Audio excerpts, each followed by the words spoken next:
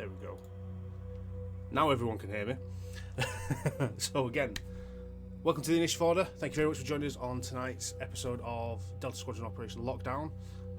Before we jump in and get into this friendly game, just want to give a little shout out to our sponsors. Firstly, Session Zero Clothing, makers of amazing D&D inspired streetwear clothing. If you use the code ORDER at checkout, I'll get you 15% off. Next up is Norse Foundry, arts and dice makers, very nice click-clack items. If you use the code TIO15, I'll get you 15% off at their checkout, so it's very grateful for that. Next up is Roman Player Gear, our very own Ray from GotDM, has supplied us with the discount code Carnaby20, and that'll get you 20% off the Roman Player Gear's travelling kind of dice setup, and it's a dice tower, dice tray, dice vault combination set. So please go check that out and have a look at that. And then our last sponsor is Mithril Armory, our wonderful friends over there, who supplies with our giveaway at the break. So please stick around to the break and we'll have a quick little giveaway for a set of their Tin 20s, the metal foldable dice, which are really cool, really fun to do. And then lastly, we are Jaspers Game Day ambassadors, so please check out Jaspers Game Day, doing amazing charity work for teenage suicide awareness and prevention. We have an event for them coming up soon, so keep an eye on our social medias for that. And check out their website if you want any more information. And that's it for sponsor info. So,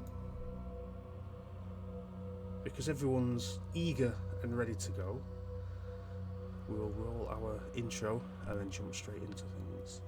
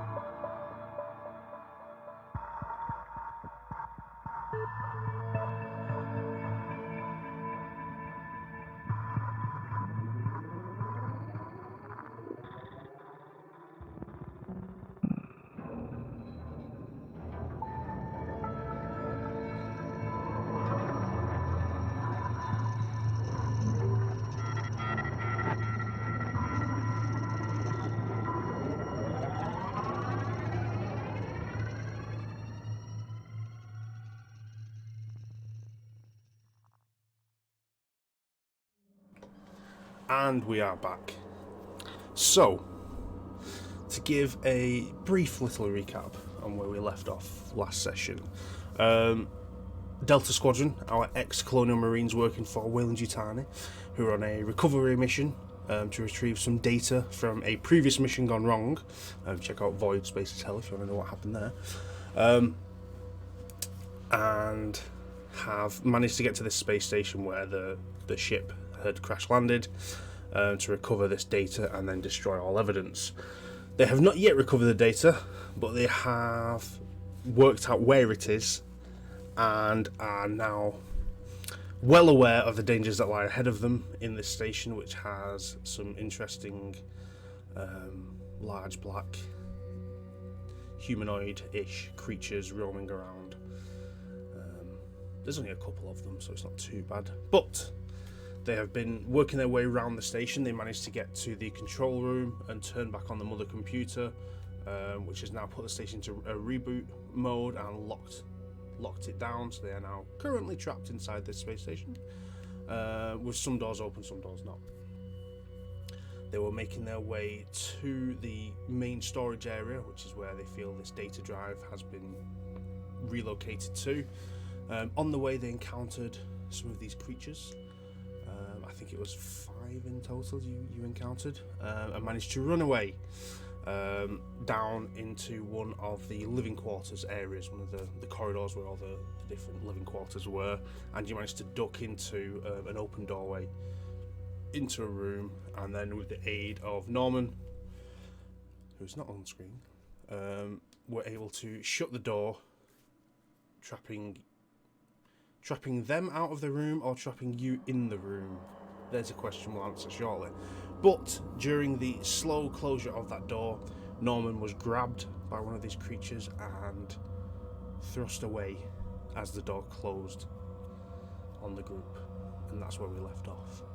So, Delta Squadron, you are now in what appears to be a small living quarters. It is a very simple room, a single bed, small desk and chair, a locker, a little wash basin, toilet kit set up. A bit similar to a prison cell, you could say. But it's not a prison cell, it's a living room quarters. But it is one room, you are inside it, and there is thumping and scraping and a screeching sound coming from the other side of the door. What are you doing? Jesus Oh my Christ. gosh. Are we trapped? Anyway.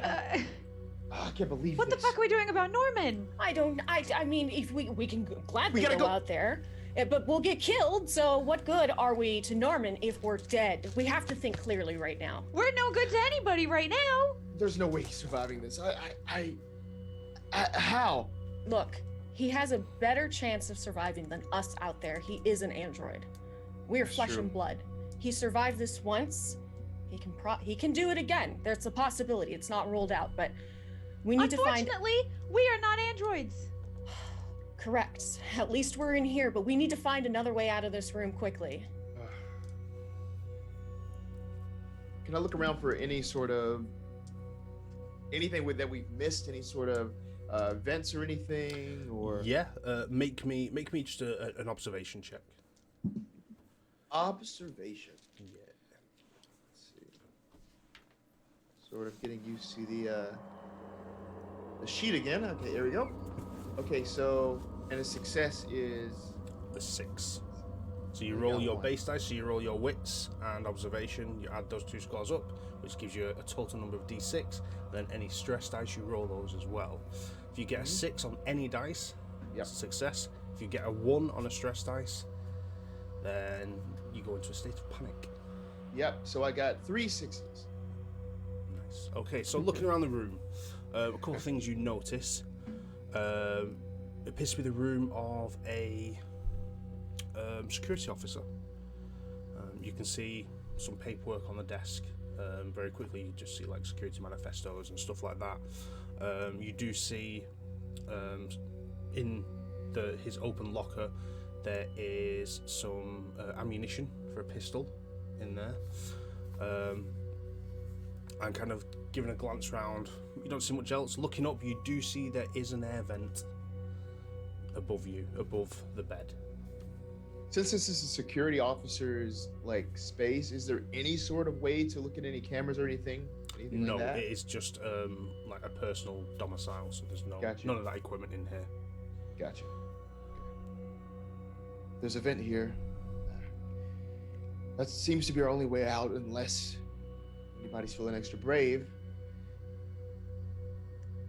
Well, we gotta make sure it's not crawling with those things, but at this point, I mean, we know one of the exits is crawling with whatever the hell those things are, so the vent's probably our safest option. Can we get a flashlight up there? Let's check it out. I'll scurry up and pop a flashlight up in there. Yeah. And I'll follow Magdalena with my service pistol ready Make to me shoot things. Make me a straight strength, just strength, because you're gonna have to kind of physically force the vent open to Gotcha. get in. Okay. And then we add the stress die, correct? Yes.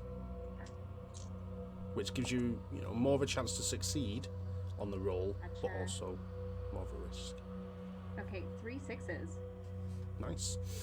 So with relative ease, you kind of grab the grating of the vent and rip it down, and you see that it is an opening. It appears to be a ventilation shaft, and you do feel a slight air current coming through it. You kind of flashlight up, pop your head just in, give it a quick look. Don't see anything, appears to be clear, and it goes off in 2 directions. Okay, so I duck down. So it looks clear. Anybody want to go first? Can help anyone up. I'll go first. All right. All right. Okay. All right, and I walk over to the vent, and I, because I also have, I believe, one of the chest flashlights or shoulder flashlights. Yes. So I turn that on, and I have my pistol in hand, thankfully, and I climb into the vent. Okay. Very uneasy. So you climb into the vent, and again, you have 2 directions to go. Looking at the layout, you can either head towards the corridor, which is the other side of the door, where you currently don't hear anything now. The scratchings and bangs have subsided whilst you've been kind of perusing the room and trying to open the vent. But the air shaft goes that way towards the corridor, or it goes back directionally through the back of the room overhead. I'm gonna kind of just speak back to the squad. Okay, look, we can go either back towards the corridor where those things were. I'm not sure how safe that's gonna be. Or we can go in a different direction, away from that room, potentially to something more safer. We don't know if it's going to be safer, but it's an option. At this point, have we decided, fuck it with this information we're supposed to be getting? Like, are we just trying to get out of here, or are we still trying to get this thing? Fuck Wayland Yutani. Let's just get, we need to save ourselves at this point. Yeah, I don't care if we never see them again. Honestly, what I are they hope going we to do never to us? see them again. What are they going to do to us that's worse than whatever those things are? We just got to get off this goddamn space station and back home alive.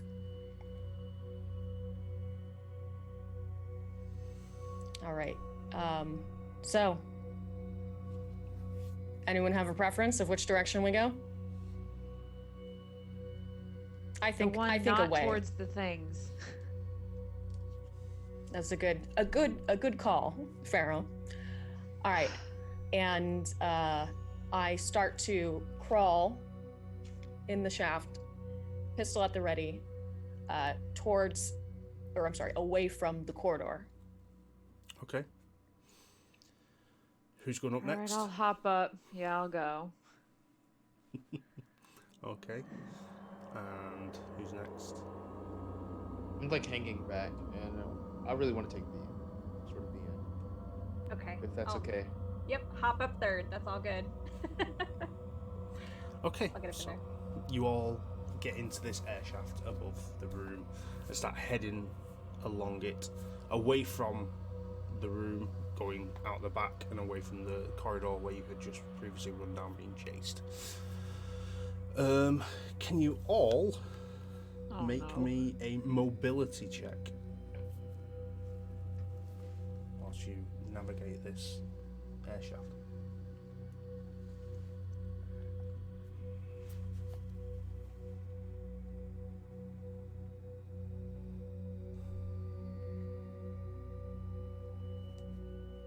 All right, I got no successes, but no failures. Okay. Got 1 success.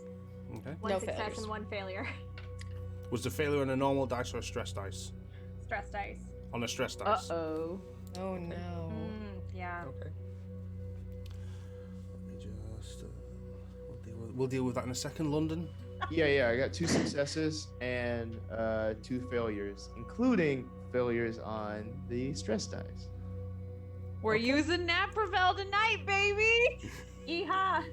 I'm gonna need something. The caboose is freaking out in this train.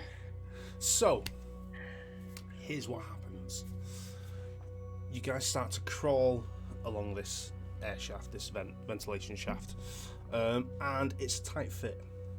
You know, they're not usually built for, you know, 4 heavily armored Marines to be crawling around. So it's a bit of a squeeze, and it's dark apart from the flashlights you have. That's the only light source you have in here. And you can feel a breeze coming from behind. That's where the air's coming from, in your direction. And you're working your way through, and it's a windy ventilation shaft. It's not just straight junctions, it does wind, and you've not come to a fork in the road yet. As you continue on, you get maybe it's a couple minutes of shuffling along with no sound apart from the kind of scraping of metal as you guys and your armor and equipment's moving through. And Vic, you come to a T-junction. And as you get to this T-junction, you hear the echo of, it sounds like a car crash behind you, and the twisting of metal back down the air shaft you were in. Magdalena and Luke, can you guys roll me a d6 and then add the number of stress dice you have, just the number, to the roll?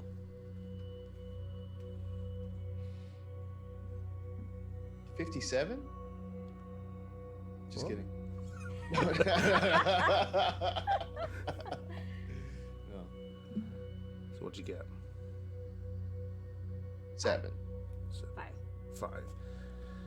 Magdalena, you hear that and your nerves kind of tweak a little bit, but you hold it together. But you do gain a level of stress on top. Luke, firstly, you gain a level of stress, and everyone else gains a level of stress as you see Luke at the back, after hearing this, suddenly start to kind of twitch. And he's got this kind of, he's just like, every now and then he's just like, as he gains a nervous twitch. We gotta keep moving. We can't. I'm sorry. We gotta get out of here. Aaron, We get it gotta get outta together. here. We Get gotta it together. We have to keep moving. We have to You know keep what? moving. Magdalena, why don't you switch with me? I'm gonna hang back here with Luke for a minute. Yeah, I think he needs a chill pill. So I'll try to scurry around. I'm going to, like, very subtly, as I'm crawling, pull a syringe out of my pocket and, like, stick the needle in the bottle, pull the plunger back, and as I go up to Luke and just go, "Are you okay?" and stick it in his arm. Okay. Okay, give it a second. You're all right. We don't have a second. So, does that do anything? Mother? you Luke, no longer have a breathe level of in, stress. breathe You are out. stress-free. Your pupils completely. go wide. Enjoy it. And I'll say your nervous twitch becomes no more than a very slight tremor in your left hand. Lydia, thank you. You're welcome. Well, if we're all done with pleasantries, let's get the fuck out of here. Pleasantries. I just I don't- stabbed him. Yeah, I don't think that was pleasant at all. Oh, I'm sure you're feeling much more pleasant now, Baron. Let's get a move on. Those things are right behind us. I don't want to be a snack for something ugly today. So, I'm gonna continue on. which way? You have a T-junction. You have Oh. a left or a right in front of you. Can I tell what direction we've been going in? Or can I tell which one of those would start to lead back if one of those is in the direction of where that corridor is in relation to where we just came from? Roughly, you think the right-hand corridor would possibly lead you back to that central main hallway where you first encountered the 5 creatures that made you split away from your original route to the storage room to the living quarters. Go Left, you don't really know which way that goes. I go left. Okay. You go left. So, you turn left and start heading that way, with Lydia and Luke at the back, Magdalena in the middle. Lydia and Luke, I will say, as you kind of turn left down that T-junction following Vic and Magdalena, you can all feel like the movement of circulating air coming from behind you, but Lydia and Luke, as you turn, you just get a slight scent of blood coming through the smell in the air. Yeah, Luke is gonna just keep trying to speed up, like just pushing as close to the person in front of him as he can, and smelling that, just really not looking back, just trying to hurry this along. No problem. So, let me just check my map. Yep. So you continue on in this air shaft. Danny, you're not allowed to smile during this.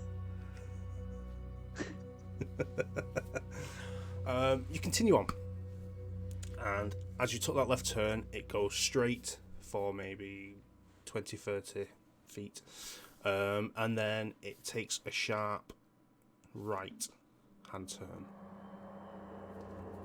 and then continues on 20-30 feet, and takes another sharp right. So as you turn left, you've gone down, and it's turned right and right again. So as if it's two parallel air vents, and you've come round that side. And then it continues forward, and continues forward, and continues forward. And Vic, as you're at the front with your flashlight, you're kind of watching where you're stepping in this ventilation shaft to make sure you don't fall out down any grates. You've not noticed any grates going down for ventilation down from this shaft. It's just been a very basic metal lined ventilation shaft all the way, but you kind of watch where you're going, and you shine your flashlight up, and you see an end. You see a grated end before you, maybe 30 feet away. But what you also see is that on the metal lining of the air vent, where this exit is, you see some of this coating that was in the corridors downstairs, this kind of organic made shell-like coating.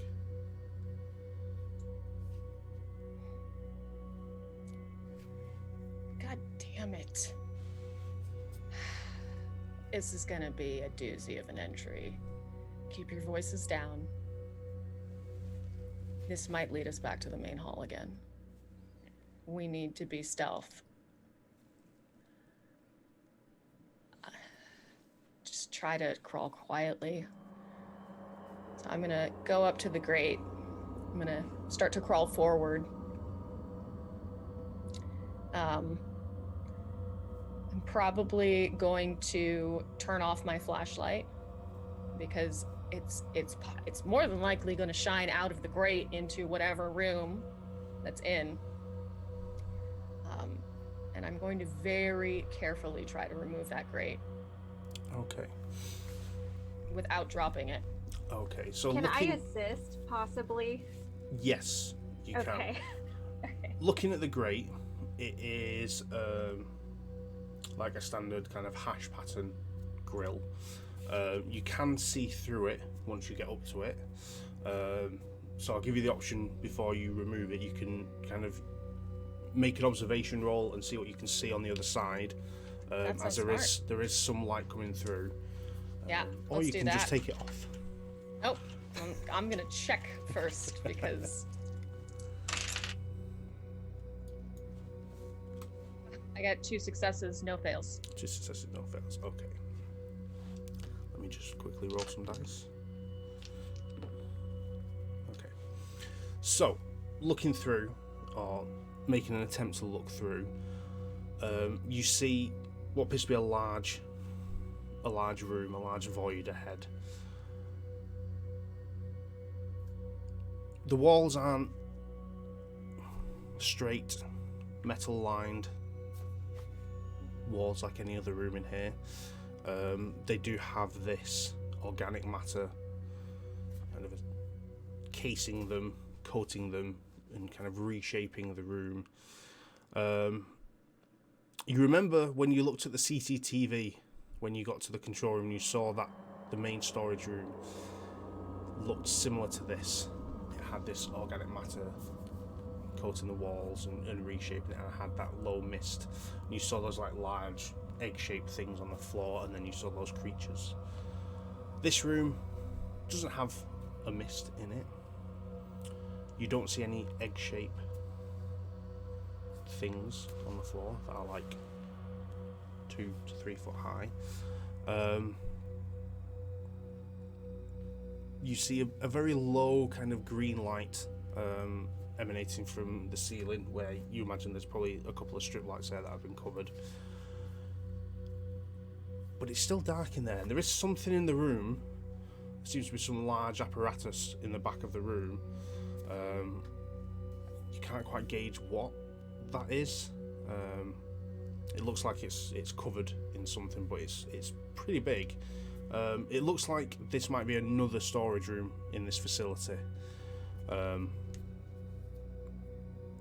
Maybe heavy machinery or something over in the back corner, but it's not well lit enough for you to tell what it is.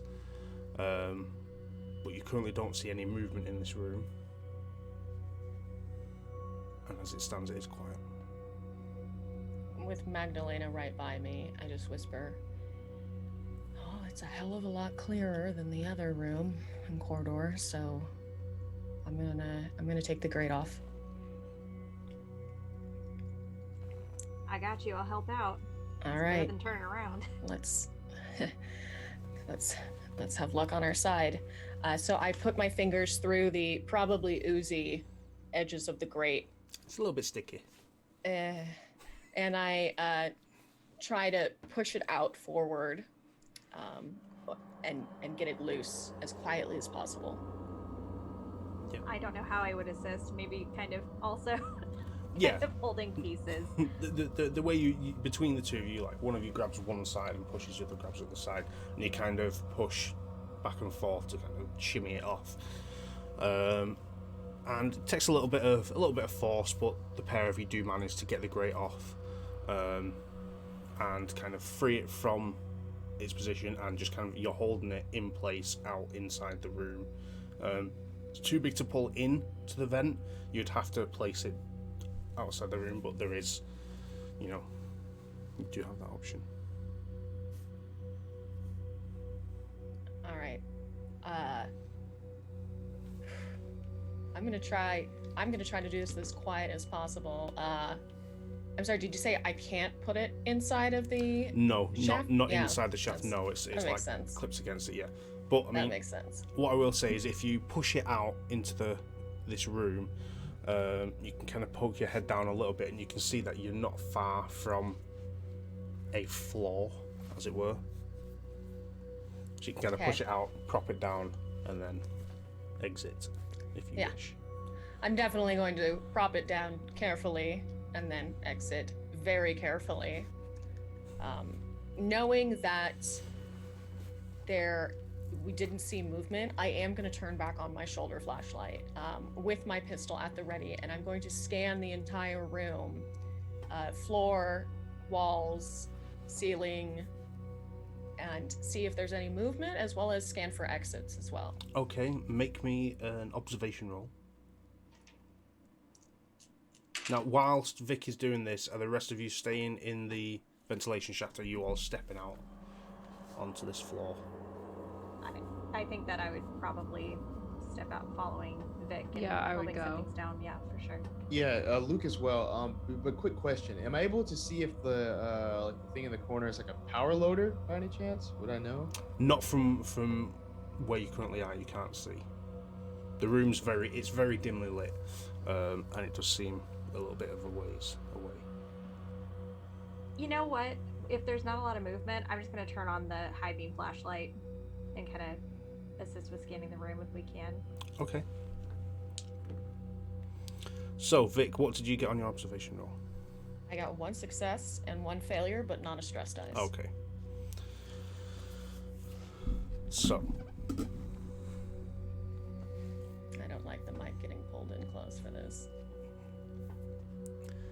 You all step out of the ventilation shaft onto what appears to be a balcony.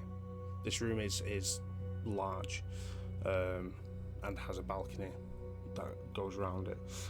It is dimly lit. There's only this very faint green glow from the ceiling. But you step out, and Vic and Magdalena, you utilise your flashlights to scan the room. And you kind of go from left to right. Looking to the left, Vic, you see that on the ground level of this, it's only like you're on what would be a mezzanine level balcony around the edge. On the floor level, on the left, you do see a big double sliding door leading out of this room, and it is open. It is open maybe a foot wide. And you scan, you see what appears to be a tube on the floor. That's going through that foot gap, taking up, the entire width, and about a foot high as well. And you kind of follow the tube along to see where it's going to, where it leads to within this room. And as you both kind of utilise your flashlights to scan across, looking at this room that has all this organic matter coating the walls and reshaping the visual structure of this room. Following this tube, at first you think, oh, it's like a big rubber tube, and then as you scan, it's like doesn't quite look like rubber. That, I'm not sure it is. And then you see it's got a bit of a shine to it, and you follow it along, and with the aid of Magdalena's high-powered flashlight, you follow it to the heavy machine, this large thing in the corner that appears to be covered, and you get to the bottom, and you see what appears to be a spiked appendage coming from the bottom, where this tube has gotten larger. And as you slowly scan up with the flashlight, this isn't a piece of heavy machinery covered in a cloth. This thing is black in general. And appears to be not machinery, appears to be organic. Lord. It appears to be still, unmoving. It has a very long jaw and maw with similar looking silver teeth as the creature you've encountered before, but rather than the elongated head that goes back, it has a large head that becomes more of a plate behind, and it is 10 to 15 foot seated in height, and this creature appears to be sat in the back right hand corner of this room, currently docile. Wait, is it Magdalena alive? Make me a survival roll. Got you. But it currently has Magdalena's high beam flashlight shining on it. I turn it off. One success. One success. Oh, I forget this. No stress. Never mind. Okay, yeah. So from your success, before Magdalena turns the flashlight off, you do see the slight bit of movement from this creature as the flashlight kind of goes over the face of it. I kind of want to run the other direction. As soon as seeing that sight, Luke would just kind of like to leave, make distance in that split second. Start doing that.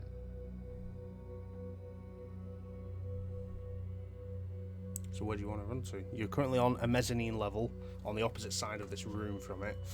The only door you see is the double door slightly opened by this tube that's leading from this large creature in the corner down through that doorway. I don't think I'm going out anywhere. I'm just making as much distance as I can, which makes sense for me not, leaving. Okay, so you could stay on this mezzanine level and get to the far left corner of this mezzanine, where you would be in the corner of that room. Yeah. What's everyone else doing? Yeah. I'm getting the fuck away from that thing. Yeah, I'm Um, gonna back up as much as I can. My rifle is trained on it. But I'm also just kind of making the hand at everyone because I don't want this thing waking up.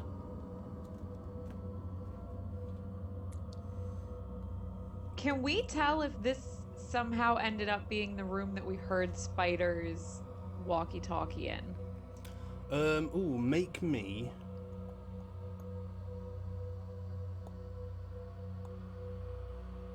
Make me a Comtech roll. Oh no, you picked the one I'm the worst at.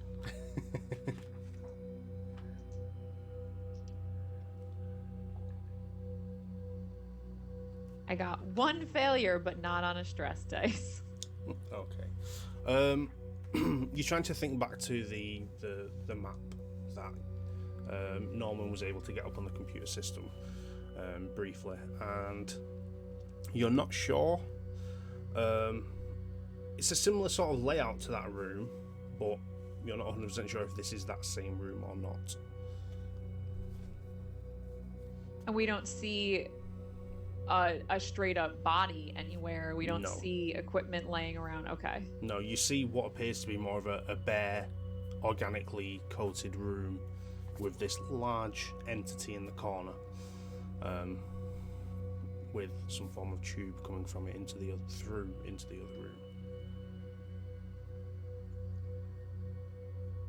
And this tube goes through those double doors. Mm-hmm.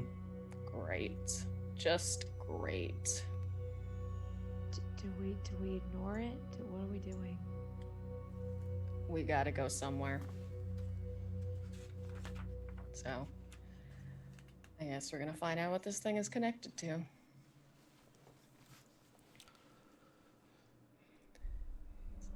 And I'm going to continue backing up towards the only other option we have. We could go into the vents again, but we already know those things are in there. So we sit here like sitting ducks, or we get out of here. It's two shit options, I know, but I gotta do something. Well, we know that they were coming from behind us up there. I can smell it. Yeah, I smelled it too. probably don't want to hang out here very long then.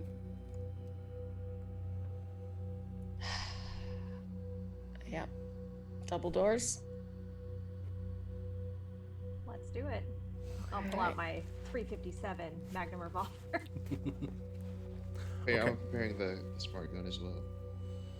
Okay. So one thing you did see during your sweep with the flashlight is that from this mezzanine level balcony you're on, there was where Luke has backed into that corner. There is a ladder that drops straight down to the ground level there, which you can climb down, and then will bring you on the same wall as the double doors to head that way, if that's where you want to go. All right. I am going to check down on the ground area just to make sure there's nothing, scan to see if there's nothing waiting for us before I go down the ladder. Okay. Looking down, you don't see anything. It looks clear. It's very quiet in this room. Okay. I am going to then climb down with my pistol in hand. Okay. Does everyone follow? Yes. Yes. Following suit. Okay. So you slowly, calmly, quietly climb down the ladder to the ground level of this large room. Once you're all down and congregating at the bottom, you kind of get more of a sense of the size of this creature that is currently sat in the shadows in the back corner of this room. It's about 10 to 15 feet tall in a seated position. So, stood, you'd be surprised if stood up, it would fit in this room, height-wise. But again, in its shadowed state, you don't see any movement, but you do notice that it is there. Now, are you heading for the double doors now? Yep. Okay. Why the hell didn't that thing Yeah. come after us? I don't know. It looks like it's sleeping or something. So you move towards the double doors, making slow, steady steps, not to make any noise. And you get maybe 5 feet away from these doors, and you can see this tube, this organic tube of some sort, going through the doors from this creature. And Vic, being at the front, you take another step closer to a point where you're almost have an angled sight through the double doors into the other room. And then you all hear this creature shuffle in its position. And then it stops. And Vic, you see this tube on the floor move. And then as you kind of pause for a second, you see as if like it pulses and an object is moved through the tube from the creature and kind of like goes through, past and into the other room. What does this thing look like? What is that? You can't see it within the tube, but from the shape in which, as it kind of constricted through, it had an oval-ish shape. Was it large? It was maybe a foot wide, 2 to 3 foot in height. Okay. All right. And then Did do I it see just any? lay a fucking egg? This is one messed up chicken. That's for goddamn sure. Do I see anything in the other room? From the angle you looking through, you can see there is light in the other room. You can't quite. You can see the wall, the opposite wall. Again, it appears to be covered in all this organic matter. The shape is a bit more haphazard rather than like the corridors you've been in like this, where they've been very kind of structured, and that this one is a lot more kind of pebble dashed of a fashion and very more rigid and rough. All right. But you do notice there is a bit of a low-lying mist across the floor in here. Keep your sights about you. We're probably going to find trouble here. Before we exit that room, is it possible if I place like a plastic explosive kind of on one of the walls? You can if you want to. Whereabouts? Just kind of on the way out, if at all possible. Yeah. Trying not to get too close to the creature, but I know that big, awesome thing is on the ground. So somewhere kind of like near that exit piece. Yeah, you can easily do that. From the stuff you gained from the little smuggler's storage room on the 3rd floor, you did gain a load of C4 with detonator triggers and stuff, so you can easily kind of attach one to a wall, pop in a little detonator prong, and take that with you. And then you have a trigger for that, which you can attach multiple C4s to. Yes. Awesome. But yeah. Smart move. Leave him a little parting gift. All right. Is everyone ready?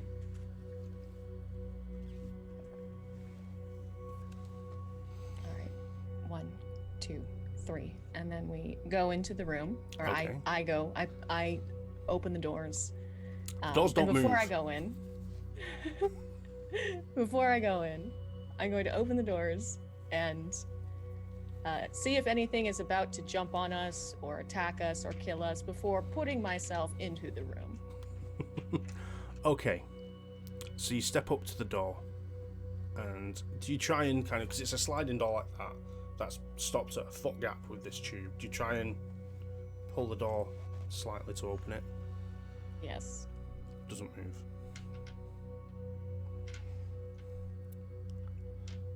We're going to have to squeeze through this, aren't we? You're going to have to probably step over this tube to get through.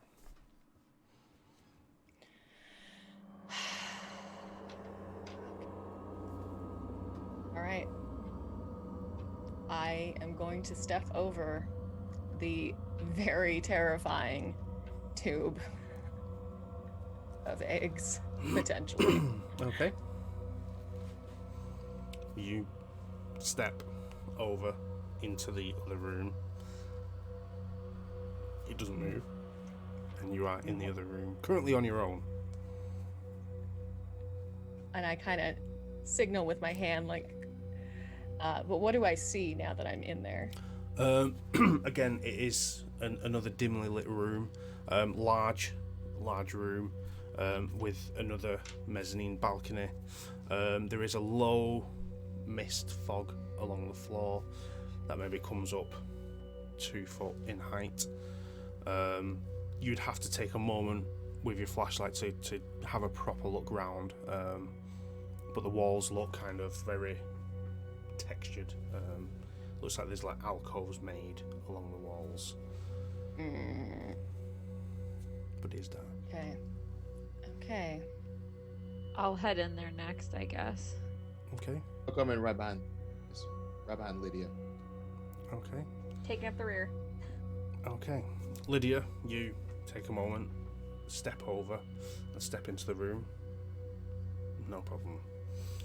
Luke, you can move up next. You go to step over the tube. The creature shuffles for a second. You stop just before stepping over. And this large entity goes still, silent. You wait a moment. Nothing. Continue to step over. As you do, the tube pulses, and as you're stepping over, between your legs, you see an oval, large, egg-shaped thing slide through the tube between your legs as you step over. But luckily, you're dexterous enough to avoid coming into contact. Seeing that, I'm just like, shit, and like then I try to hold it before trying to clear this again after this passes. Mm-hmm. I haven't let off any fire yet. I'm still trying to get closer. No problem. So you step through Magdalena, bringing up the rear. You quietly, calmly step over without incident. So you're all on the other side now. Vic and Lydia, as Luke was stepping over, you see this thing move through, and you see the tube continue on into the room, kind of into the mist and the low fog beyond kind of where your sight allows naturally to see. But it moves into the room, and then you do hear like kind of a suction-y sound just a little bit further off within the centre of the room. More like a sort of sound. It's not very nice. It's not what we want to hear. How many of those things do you think are in here? What does it do this at will? That's weird. Yeah. At this point, with everyone in the room, I'm going to turn on the flashlight Okay. to have a proper look around. Okay. So, firstly, when Vic turns on the flashlight and starts to look around, I presume you're all as well observing this room and trying to gauge a sense of this room. You all take a point of stress. So I'll put that out there and I'll explain why. Looking around the room, this is the main storage room that you saw in the CCTV. Being able to now, because the CCTV was grainy, but now with the flashlight and being in there, you look around the room, and Vic does again a left to right pan with the flashlight. And looking at the walls, they were textured, but not just with this organic matter kind of splattered on the walls. They're textured because you see the walls are littered with bodies. kind of pinned up and strung up against the wall by this organic matter. Their heads are all slumped. Their chests appear to be ripped open. And you kind of look across and there's a body there, there's a body there, there's a body there, there's a body there, there's a body there. And as you pan across this room, from where you're stood, the 3 walls surrounding you are covered in corpses in this position. And that's what you see on the walls. And then you pan back and look down at this fog and mist in front of you, and you see this room is littered with 2 to 3 foot eggs. These weird, kind of thick, leathery, scaly eggs. But the tops of them all seem to have been splayed open in like a 4, kind of like someone's peeled a banana into 4 pieces at the top, and they've been splayed open like that. All of them, apart from 5 that remain closed. One of which, as you look, you're able to kind of gauge is at the end of this tube that's come from that creature.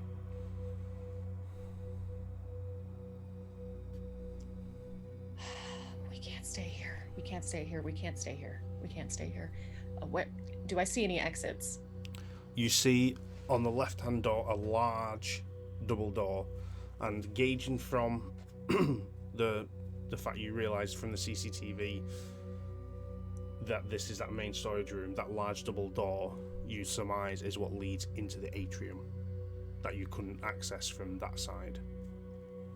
Which is this the side that we heard the body on? You heard the radio from when Norman was trying to contact Spider, yes. Well, our payload's in here, that's for sure, but we just gotta get out of here. I can't. I'm Gotta fucking get out of here. shooting myself up. How many more of those do you have?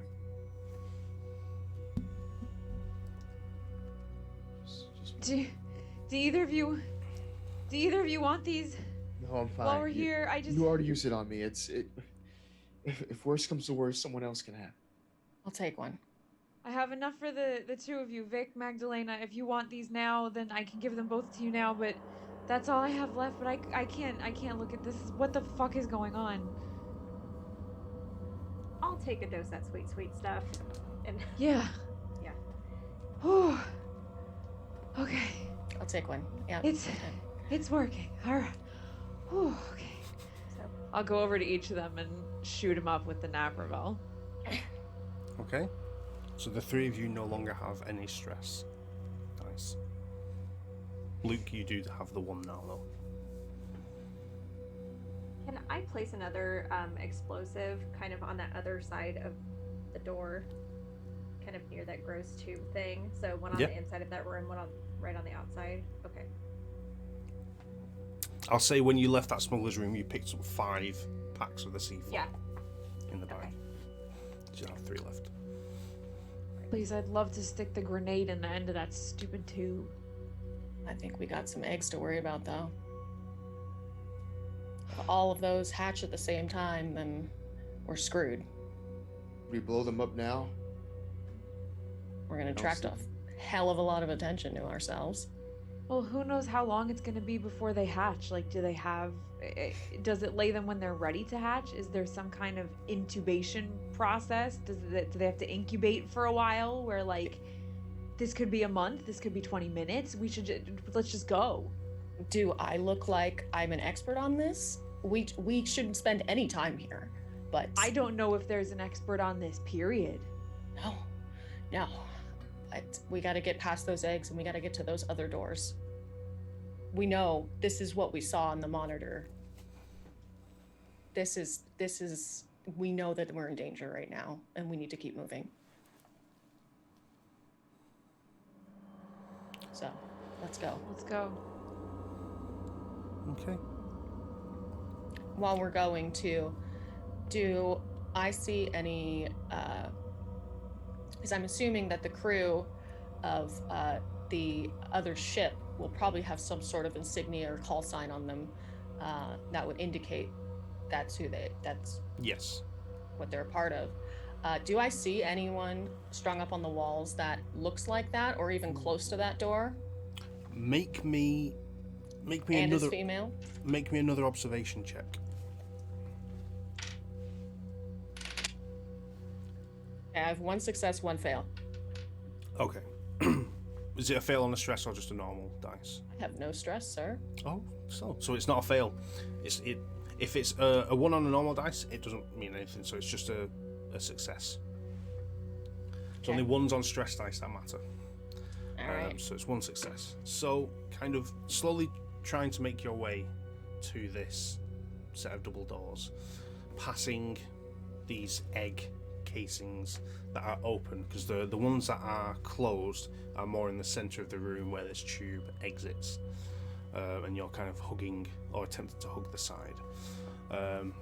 As you do so, you are passing these bodies on the wall that have all had their chests ripped open. Some of them look like they've been there a while.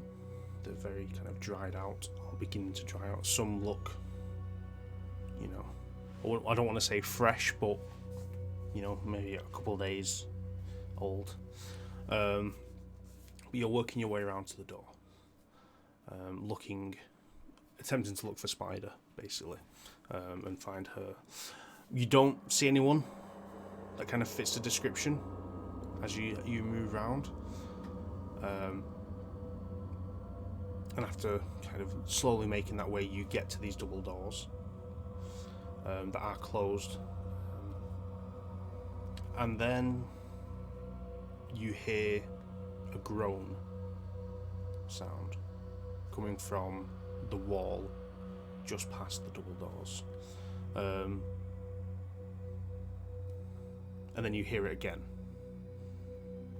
It sounds human, like someone's going. I aim my pistol. I don't know. I aim my pistol and kind of shine my flashlight in that direction, or point my shoulder in that direction. Yeah. And you see the partially uncovered upper torso of a person on the wall. They're wearing, from what you can see, a jumpsuit. You see the Wayland Yutani stripes on the shoulder, and you can see what appears to be a ship's name stitched underneath. You can't fully see it because it's somewhat obscured, but you do see that it ends in LA. So it could be the Oxocilia, you think. But you do notice as well this person has long black curly hair, which is one of the things Norman described Spider as having. I think that's our target right there, but if we look at everything else, their chests are ripped open. We don't know if what's gonna happen to Spider, or if this is Spider.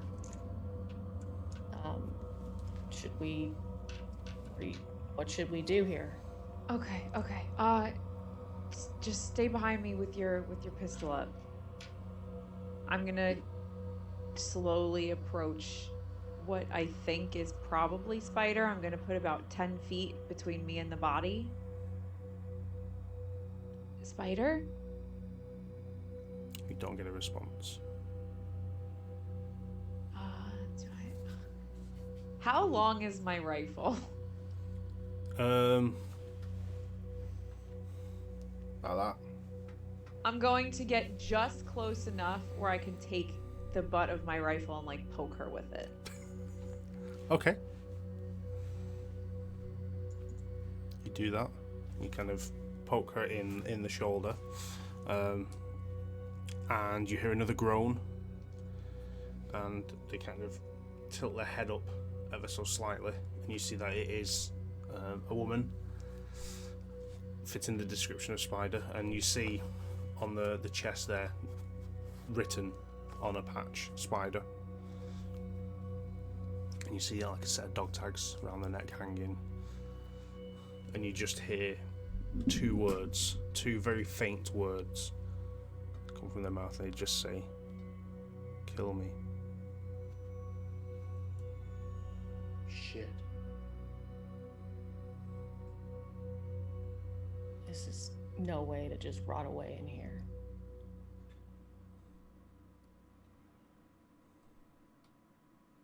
I really don't want to kill someone. It's either you or these monsters that we've been running from. Okay. I say give her her last shred of dignity.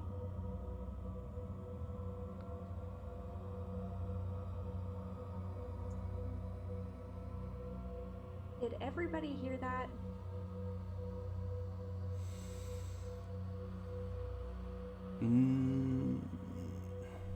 I would say Lydia and Vic, they were the closest. Lydia, there's no way we're gonna save her. Okay. I let's oh my god. Okay. Well, okay. So if my training has taught me anything, it's that, you know, nobody wants to die alone. So here's what we're gonna do. You're going to stand in front of her and we're gonna talk to her. And I will do this quietly from the side when she's not expecting it. I don't even know if she's coherent enough. But She was coherent enough to tell us to kill her. I'll get a little closer. And I get a little closer, but I don't get too close. I'm about 5 feet or so away, about the same distance as Lydia just was. And I say to her, Spider, I'm sorry this has happened to you, and just know that your sacrifice will not go forgotten, because we will be here to remember it. And we will tell of your amazing adventures and of your crew and of the perils that you faced, and your memory will live on. Do I have a silencer on my rifle? No. Oh no. But I will say, if you make me a medical aid roll, Okay.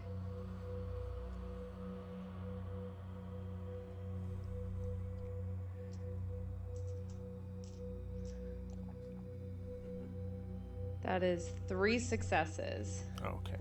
So with that, I will say you could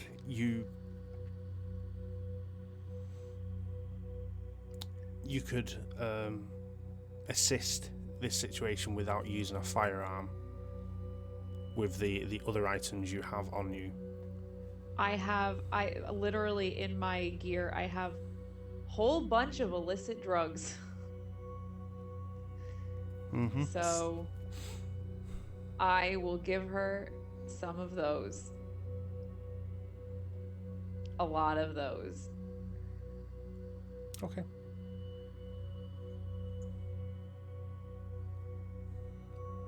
And you take a moment and get a concoction together. Something that you think will be lethal. Right, But- I figure I know at least to some extent what kind of mixture I could make where it Yes. would be Yeah, the most exactly. painless, something to take the Exactly. feeling out and then help her, you know, ease on over. Yes, you do. You create a lethal concoction that would instinctually cause unconsciousness and then death. So it's painless, as it were, the most humane way to deal with it. And with Vic kind of by your side, you know, you hear the 2 words again. She repeats what she said in that low groan again. Don't worry, we'll give you your dignity back. We won't let these creatures take it. It'll all be over soon. And then Lydia, you give her the concoction. Yeah, I guess I'll go up to the torso hanging on the wall. I'll tilt her head back by the hair and just kind of feed them in. Hold her jaw closed. Yep. And she takes them, and you guys kind of wait a couple moments, and then her head drops. And I'm going to step back a little bit because I don't trust anything that's been hanging on the wall. That is a good point. I'm going to step back pretty far. I'm going to go back to the door, but I will salute before I do. Like, your service will be remembered. Okay. Yeah, and then I'm back at the door because there's the thing if we want it, but do we want it? What, the information that we came here for? Yeah, We're just gonna take it. so she didn't die in vain. You know what? I'm walking up to it, and I'm gonna. This is the worst idea I've ever had in my whole life. I'm going to start feeling around for it. First of all, I'm going to apologize for touching a dead body, but I'm gonna look for it because you know what, you guys? We came here for this, and Wayland Yutani wants this information. And you know what we're gonna do with it? We're gonna take it, and we're not gonna fucking give it to them. We're gonna take it, and we're gonna keep it. And whatever they were planning on doing with it, we're gonna do first. Or we'll ruin Wayland Yutani. Oh yeah. But I'm definitely going to cover Lydia as she does this. Okay. So, Lydia, you walk over to Spider. No, you're smirking. And you start kind of feeling around, and you find it doesn't take you long. It's literally in her the chest pocket on her flight suit. You pull out, and it is like a large USB thumb drive. And you kind of find it, grab it, whack it into your rig, keep it safe, and you kind of step back, looking at her, feeling a bit sorry for what you've had to do, and then she convulses. No, nope, backing up so far. Oh. So far. And then she convulses again, We need to get that door open right now. and then you hear a crack. Oh, I take out my knife. Oh no. Can I? I can't do I'm sorry, Spider. I can't do Oh my that. god. And then you see blood kind of spurt from her chest. Oh my god, The second something comes out, I'm shooting. I don't even care. me too. I've That's got what I my- was thinking to do, but my pistol trained on that spot. Those that are going to shoot, make me a close combat roll. everybody else is doing it. I'm doing it too. Close combat. Okay. 2 successes. I got one. What about Luke? So no successes at all. No Okay. failures. Okay. So, blood spurts out. Oh god. And then you hear this kind of really high-pitched little kind of squeal as something bursts out of her chest. And it kind of bursts out forward as if it's kind of like jumping. And Lydia and Vic, you both Holy shit! straight away discharge your weapons, and through your elite special forces training, you both hit it, and this creature kind of gets hit and then hits the ground, and you see that it's like a long eel-like shaped creature that is covered in blood on the floor. Luke, you again discharge your weapon. A little bit still kind of touchy of the situation. You miss, but you do hit Spider with a stray bullet. Well, out of character, she wanted to die. Well, thank you for making sure that happened. Yikes. The double tap. It's fine. Okay. Seeing this misfire, I mean, that's when, you know, Luke kind of stops and just kind of goes into himself. Okay. So Magdalena, not being super touchy-feely or wanting to get close to anything that is human tissue related, would like to head to the door to assess how I can possibly get that open. Yeah. So you move over to the door, and it's a big, large double door from the storage room. Looking at it, it appears to have a lot of the organic matter kind of on the door. That's kind of what's wedging it closed or keeping it from the mechanism from opening. You imagine you could probably break some of that off along the base, along the bottom edge, which would help the hydraulics of the door open. But it might take you a couple minutes to kind of crack through that. All right. Vic, so I can get this open, but it'll take me a few minutes. I mean, we gotta get it open, so I'll cover you and keep an eye on those eggs over there in case anything tries to come out at us. All right. And would this be a situation where just chipping away with it with something just like a regular tool would be better than like a cutting torch? Because I imagine the cutting torch would be... A cutting torch would be a lot easier. That would probably shave down the time a little bit. I would like to use that. Okay. So, you start kind of using your cutting torch to try and melt and burn away some of this organic matter. Again, it's still going to take you a couple minutes, not as long as before, and you get about halfway along when you all hear from the room you had previously exited a large amount of movement. And the tube that's on along the floor, you can see that this low-lying mist in the room has been disturbed, and that tube appears to be recoiling back into the other room. We've got to go. We got to go right now. We gotta go. Now's our time. Let's go. So Magdalena, you kind of hurry your pace up a bit, and you get across the bottom to the other side to where Spider is positioned. And as you kind of finish that last little bit, and the door kind of, you can sense it will release now. You hear Spider's radio crackle, and you hear the voice of Norman on the other side of the radio, and he's basically saying, "Is anyone there? Spider, can you hear me?"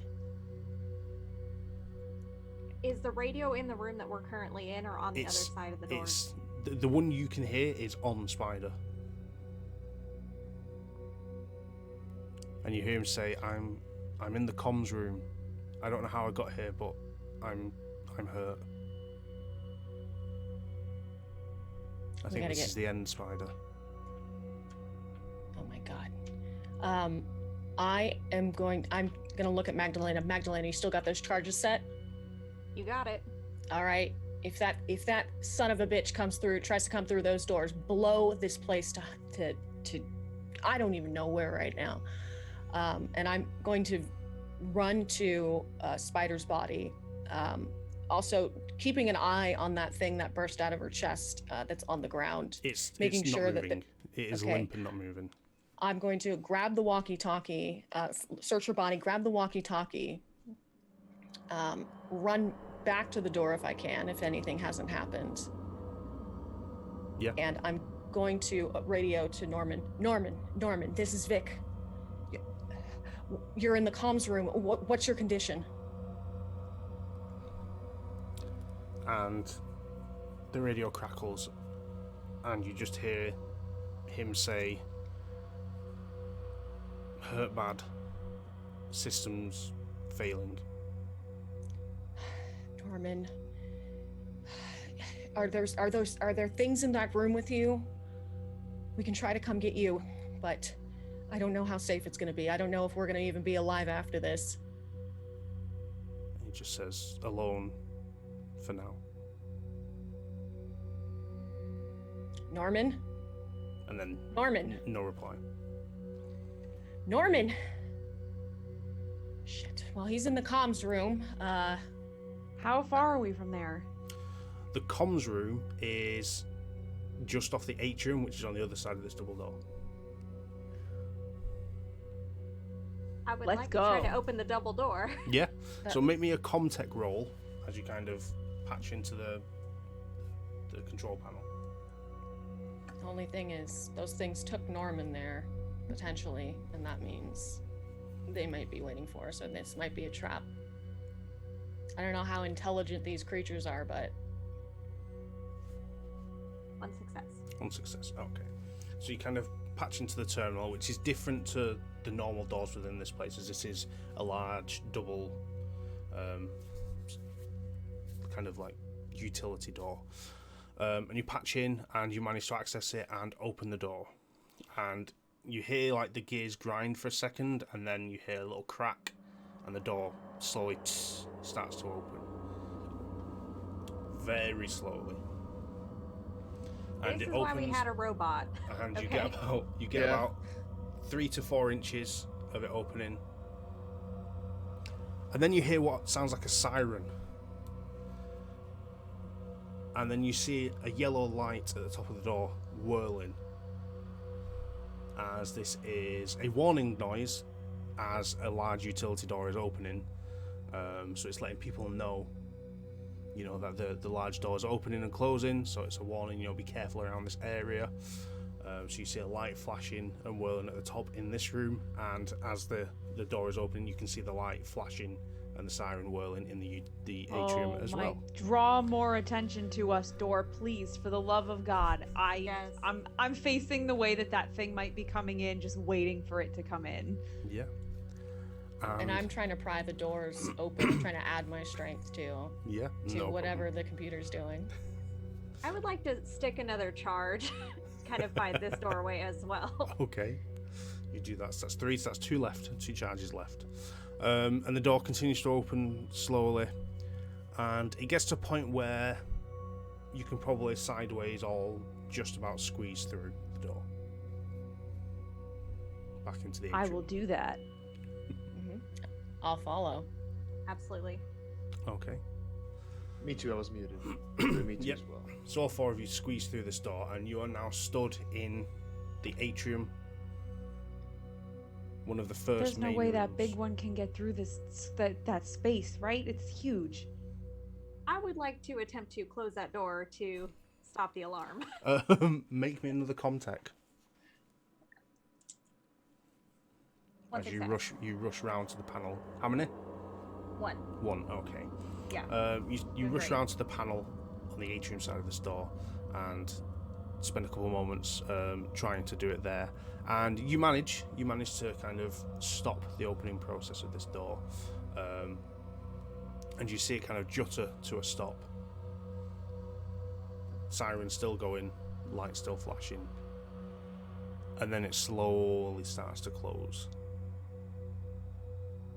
And as it's closing, the siren stops, the light still flashes, and it's slowly closing now. You think after maybe 20-30 more seconds it'll close. Never mind. I guess we do not need a robot. That was the longest minute of my entire life. We could have died several times over. But we're alive still, and that's what matters. And we got the goods. Yes. And we let's do. find Norman. Let's find Norman. Okay. So, you're in the atrium now.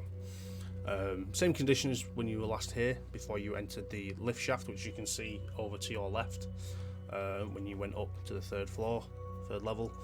And it is, the comms room is where you are stood at the double doors. Straight ahead to the right is a small doorway on the other side of the atrium. You see that it is currently closed, but that leads to the comms room, just through there.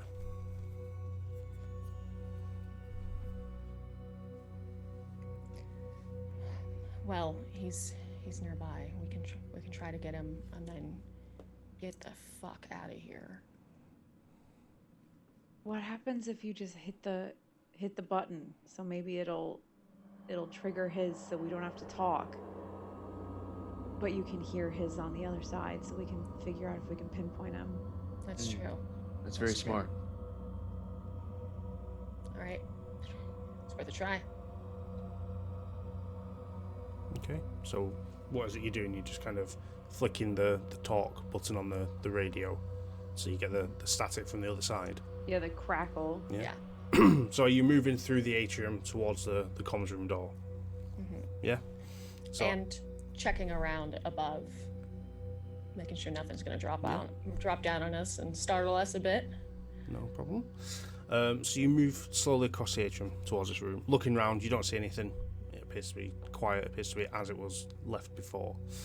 You slowly make your way over, and as you get about halfway into the center of the room, you do the radio, and you can hear the sound coming from the comms side. You can hear that crackle, only faintly because of your distance, but you can hear it through there. What are you doing? All right. Well, he's in there. That's for sure. All right, we got to get through here. If we have issues getting out, then Norman's gonna be our best bet as well. But I don't know he's not in good shape. I can help fix him up as much as possible. All right.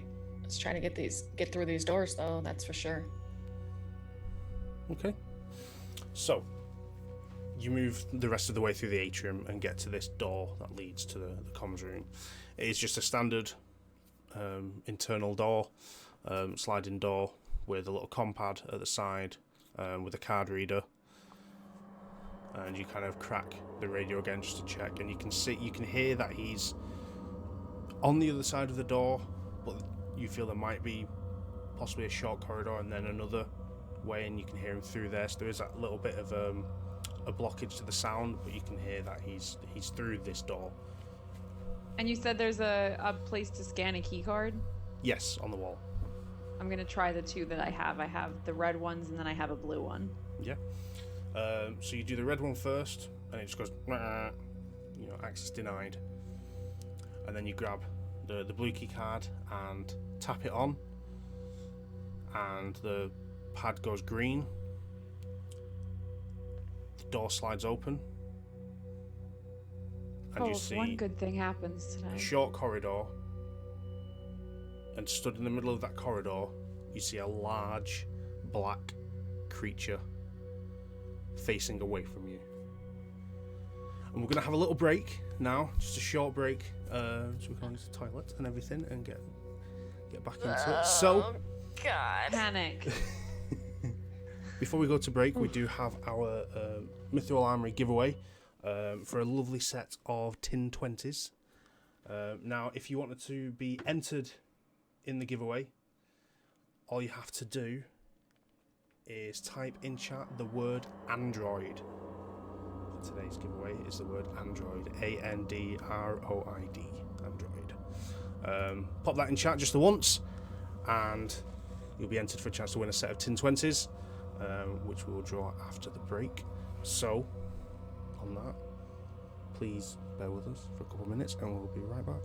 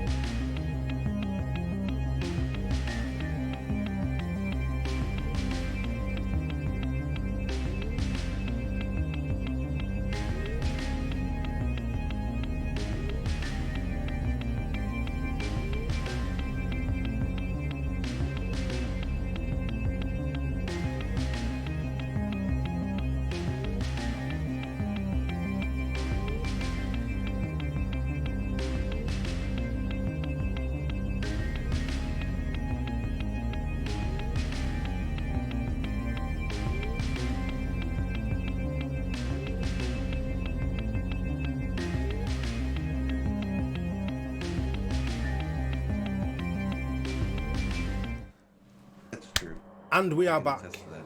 Thank you very much, everyone, for sticking around.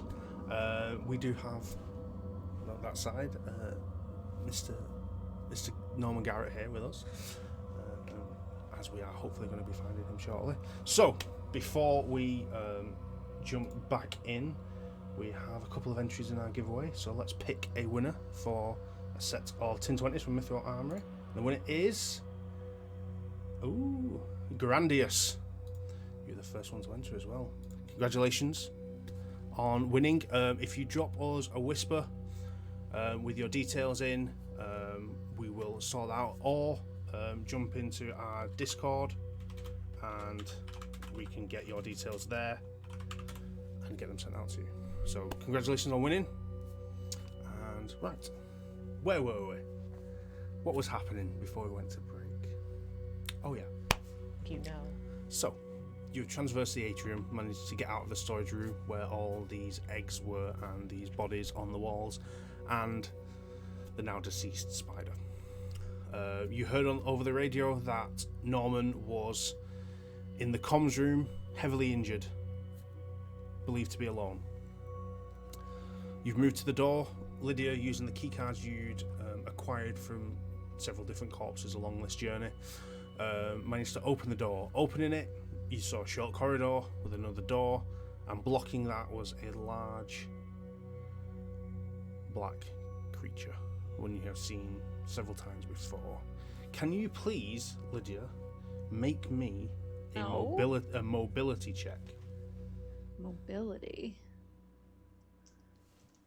I have to roll as well on this. Oh no. But I only have to roll 8 dice, so it's not too bad.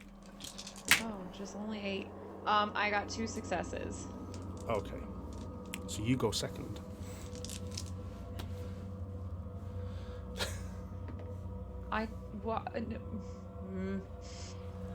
So, the door opens, and you see this creature in front of you. And it spins round, facing you. And you kind of, for a split second, shock hits in. And this creature attempts to kind of lash out at you and grab you. No.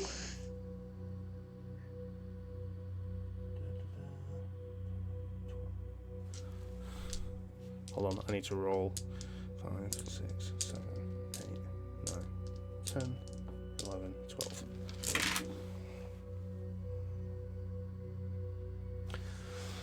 So it lashes out at you. I hate rolling dice. It lashes out at you and tries to kind of claw at you and grab you. And with your elite, Lydia's really strong forearms. with your elite training, you manage to kind of jump step back, and it just swipes and just misses you. I rolled 12 dice then. Holy shit! Holy shit! Holy shit! Do I get to do something? Yeah, it's I'm now, shooting the hell out of now this you. thing. Everyone else, you're all stood behind Lydia at this point, and you can see this creature in front of her that has just took a swipe at her. Lydia, you can, by all means, make a ranged combat if you're using your gun. What are you using? Are you using your rifle or? I'm using my pulse rifle. Yes, I'm gonna go fully automatic with that baby. Let's go. Should have told you about that. Yeah, Okay. I know. So it's ranged combat. You get a plus an additional dice for the weapon. You get 2 additional dice for using full auto, but then you get an additional stress dice for using full auto. Okay. That's a lot of dice. Yes. Come on, Lydia, let's go. 4 successes, no failures. Okay. So you kind of just pull your rifle ahead of you and just unleash hell with it. Now that rifle does... Yeah, cute little Lydia holds the rifle up and just goes, "Oh, fuck this," and just like fucking blasts the hell out of it. So, Vic, Magdalena, and Luke stood behind Lydia. You see the door open. You see this creature spin round and swipe at Lydia, who steps back, whips her rifle out, and just completely empties a magazine this creature. You hear these gunshots go off. It's loud. It's a small corridor she's firing into. You hear a loud, high-pitched screech from this creature as Lydia completely unloads into it with her rifle. And then you hear a thud as its body hits the floor. Dead.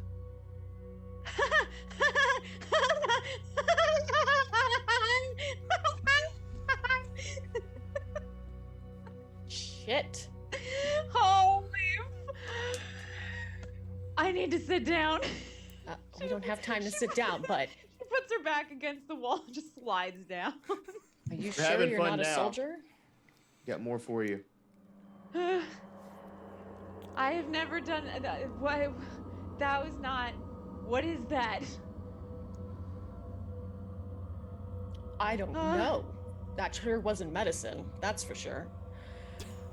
Hit the button. Yeah, let's well done.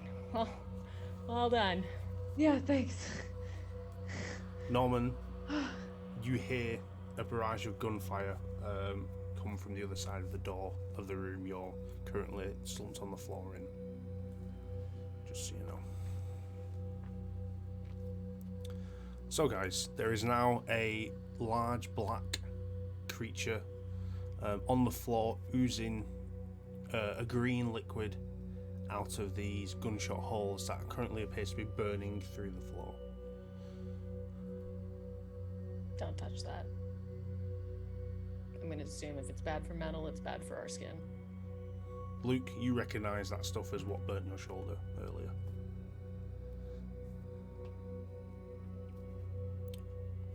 So what now?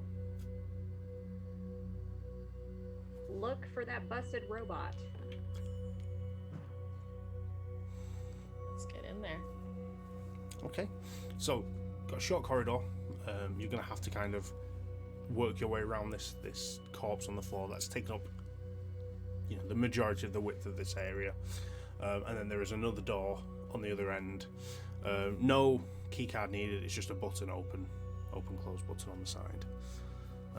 Is there a spot on the head of this thing that is not bleeding by any chance? Yes, you mainly unload it into its torso, so its head is relatively clear. As we maneuver around it, I want to give one swift kick to the head too. Okay. You can easily do that and just bop it one.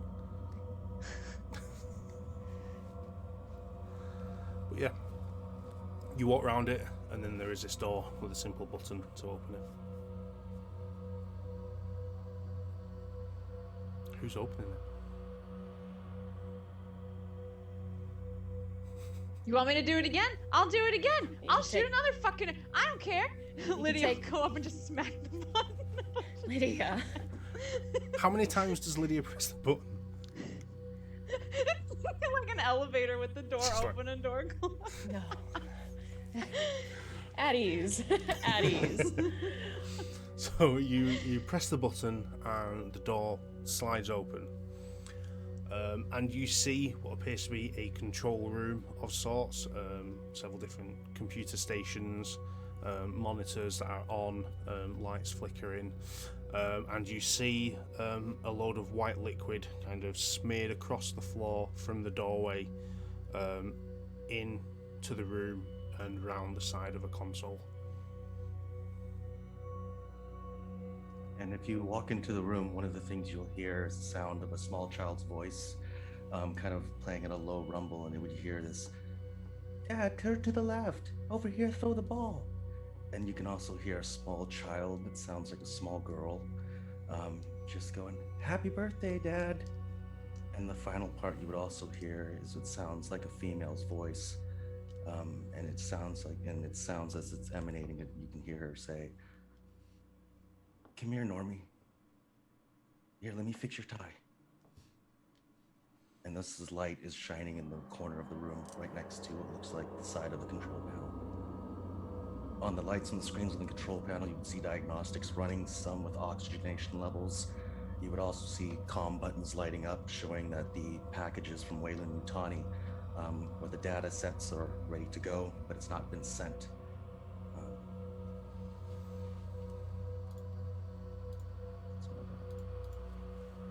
think we found our android. God. And Vic's gonna kind of quickly walk in and crouch down and try to approach Norman. And you would see Norman's arm completely ripped off. He's got half of his entrails onto the ground and they're cables. The leg is reversed and broken, and parts of the hip have actually been exposed. There's a copious amount of the fluid that's been running down onto the ground, and what he's holding in his hand is a part of his wrist that's been split open, but it's shining like a 3D hologram of what looks like reels of his family. At one time prior to him being an android, the humanistic side of him that's been implanted into his AI. And that's what he's watching right now. Oh my God. Magdalena, is there anything you can do? Can you fix this? Norman, can you hear us? Captain Vic, Norman, Garrett, it's nice to meet you. At least he's still responding to something. Is there anything we can do for him? I'll check him out and see what we can do. Worst case scenario, we can drag him on back. So I check out that robot. Yeah, make me. I'm gonna want 3 rolls from you for this. Mm-hmm. I want a Comtech Okay. first. 1 success. 1 success. I want a medical aid. Oh, great. Yeah, right. No successes on that one. Success. And I want a heavy machinery. Okay. Oh, I do like it a bit more. 4 successes. Okay. So, with that, Magdalena starts kind of assessing the situation with Norman. You manage to make a couple of makeshift repairs. You manage to fix the issues with his hip and his leg, improving his mobility so he is able to walk. You can't find his arm, so he only has the one arm, but you manage to stem that so that there's no fluid leakage. And with the amount of damage to his abdomen and everything, the best you're able to do there is kind of pack it all and wrap it, but there is still fluid leaking.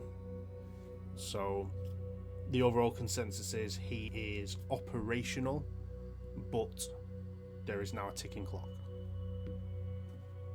All right, so I did what I can do, but this is like a patch and go, and we got to get him out of here and back to our ship as soon as possible. Can we end the lockdown? So we need to do that before we can get out. Systems analyzed. And I'm going to enter the code to end the lockdown from this room if I can. Okay. Also, at the same time, if I can, activate all lights, activate all life support systems, and I'm going to look to Vic. All you have to do is press one button, and Wayland Yutani will send help here. That may be more of a hindrance, though.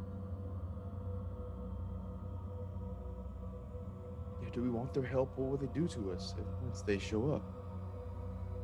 We've Please, seen things here. once they get here, they're not even going to be able to make it to us. And so we did the job, so we have the goods to hand over right off the bat, so I am not worried about them. We're just sending more people into a slaughter, as far as I'm concerned. If what I think might be true, there's a lot of eggs that thing has laid. And that's gonna outnumber any rescue crew that comes here. We need to get off this ship. There could be hundreds of those things. We don't know. And that's why I'm asking you this decision. And I'm going to show all of the grenades I had originally asked for when I loaded up those bandit. I made a bandolier for it. My life support systems are failing quickly. Matter of fact. Mother, activate super user Norman Garrett alternative and I input the code that I was given day one for their ship. Yeah. You'll have everything you can get to get your crew and everybody out of here. I plan to stay behind. I plan to Why? stay with my friends. But Norman, Where are your we friends? planted some charges already. This would just be redundant. I have 2 left. We could plug them and go. You don't It's have a to stay lot here. worse than this. It's a lot worse than this. The pictures that Captain Stevie had, the hard drive, all of it. It goes further than just this here. They'll know my signals. My systems will fail.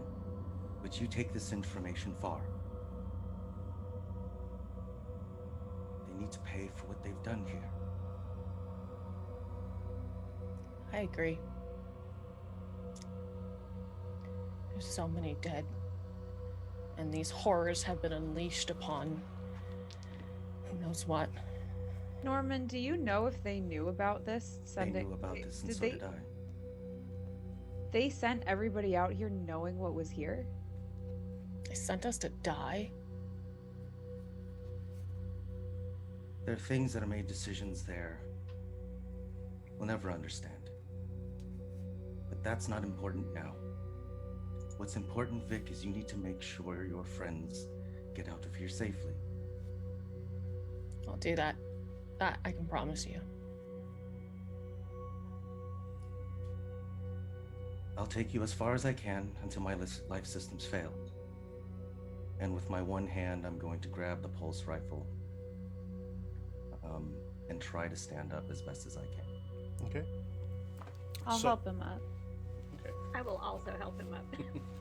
So as you Thank you guys very help Norman to his feet, and Norman, you've interacted with the system and you've turned off the lockdown protocol of this station. You've engaged with Delta Squadron's ship, and that is now doing its autopilot run through of its operational checks to get ready for launch and use. And you've turned on the life support, you've turned on the lights on the ship, and you've opened up a communications channel. Whether that gets used or not is up to you guys. As you help Norman to his feet, and he grabs his gun and his bandolier of grenades, you all hear a large banging sound coming from out beyond the comm room, and then you start to hear a plethora of screeching and hissing sounds also coming from beyond the comms room where you are. So those noises are coming from the direction that we were gonna go. Well, the current layout is you're in the comms room, which is a small room off the main atrium. Where the main atrium is, there is the storage room where the egg chamber is, with another storage room where the large entity is. And then you have the 2 elevators, one that leads to the command deck on the top, and one that leads to the living quarters, the medical bays and storage, and the fuel depot. And then there's the corridor that leads towards the hangars. That's what's off the atrium. This sound is coming from beyond the 2 doors of the comms room. You're not sure if it's just within the atrium or beyond, but it's kind of reverberating through. We're gonna need to make a mad dash to our ship. Yeah. This is the last sprint for survival. This is it. Once we get to our ship, this is it. We can leave. We can get the fuck off this station. I can activate the alarm on the opposite end. Maybe Yes. give you some time. Activate the alarm, but does that open the door? I can open the door from here. Don't open that door. The opposite side. There's something big on that side that wants to get out, and it's just going to complicate things further. The fuel rods, they're located next to that door. Maybe it's near the fuel depot. We can make our way towards it. Very well.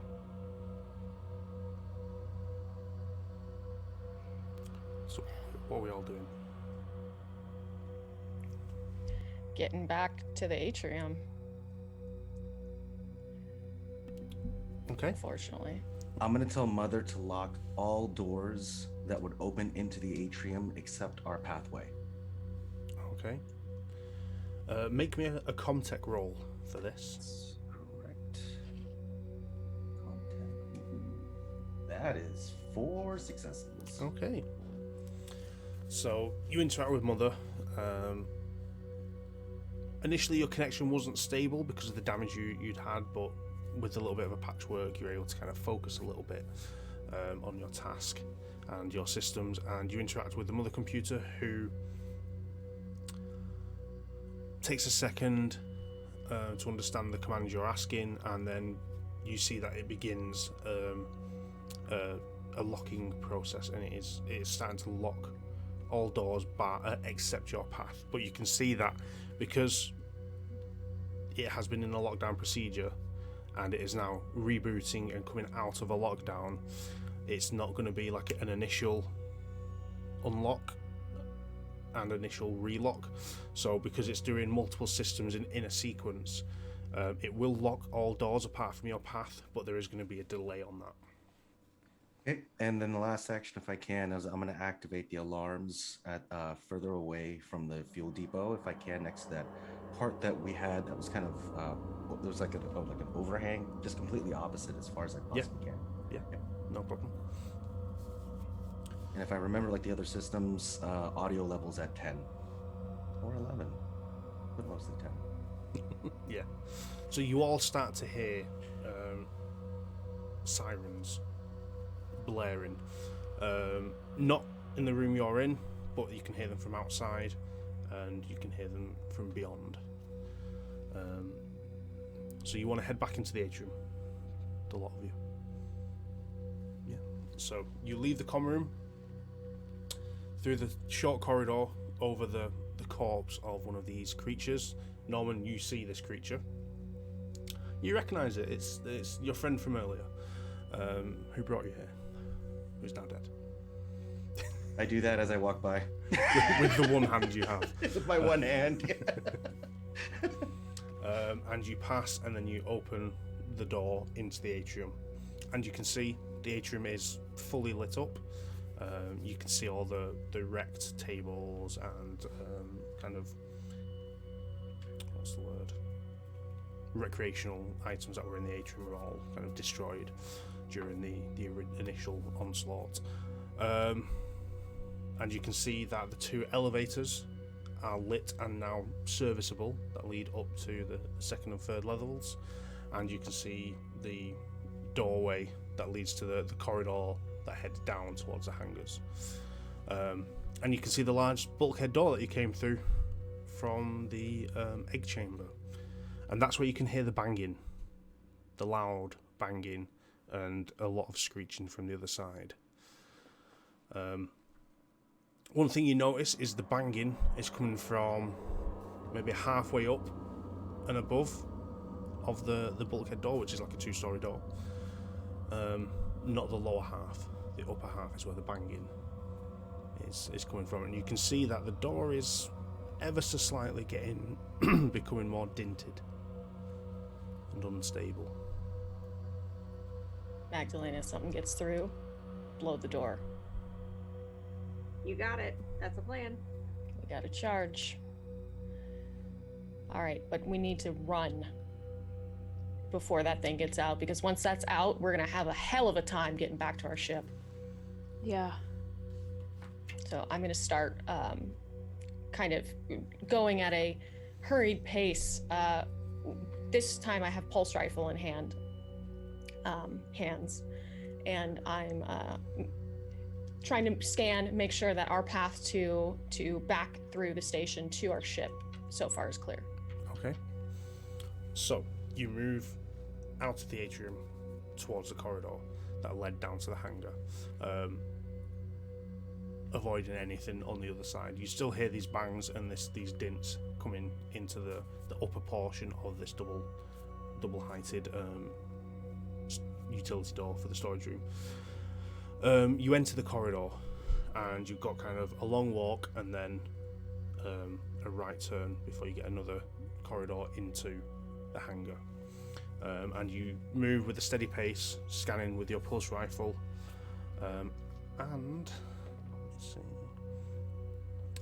As you move forward, you see two black large creatures dart around the corner from the hangar at speed towards you all. So I need you all to roll a d6 for me.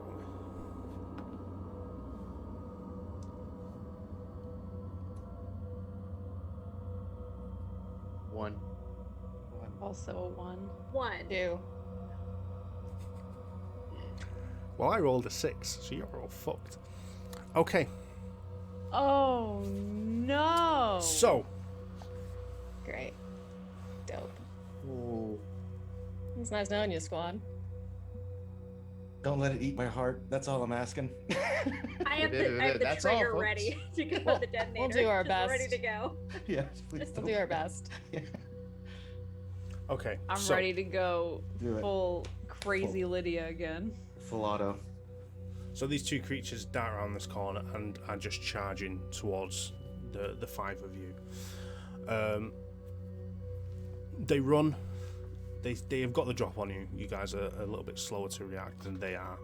And these two creatures dive at the first two people they come in contact with. Vic, you are one of them, as you are heading the group. What was the running order? I'll ask now that we know that one of you is going to get attacked. I guess who's not helping Norman? I'm not. I think I was kind of hanging back helping. Okay, so Luke and Vic. Yeah. Let me just roll some dice for these attacks. Great. So basically, what these two creatures are going to do, they're going to jump and pounce at you, claws, fangs, everything, and they're just going to try and gore at you. And make some space. Oh, okay. I'll lower my mic so I Wow. can hear the From dice. all the dice. That's great. Oh, I dropped 2. Right. Pulling some dragon's breath over this. All right.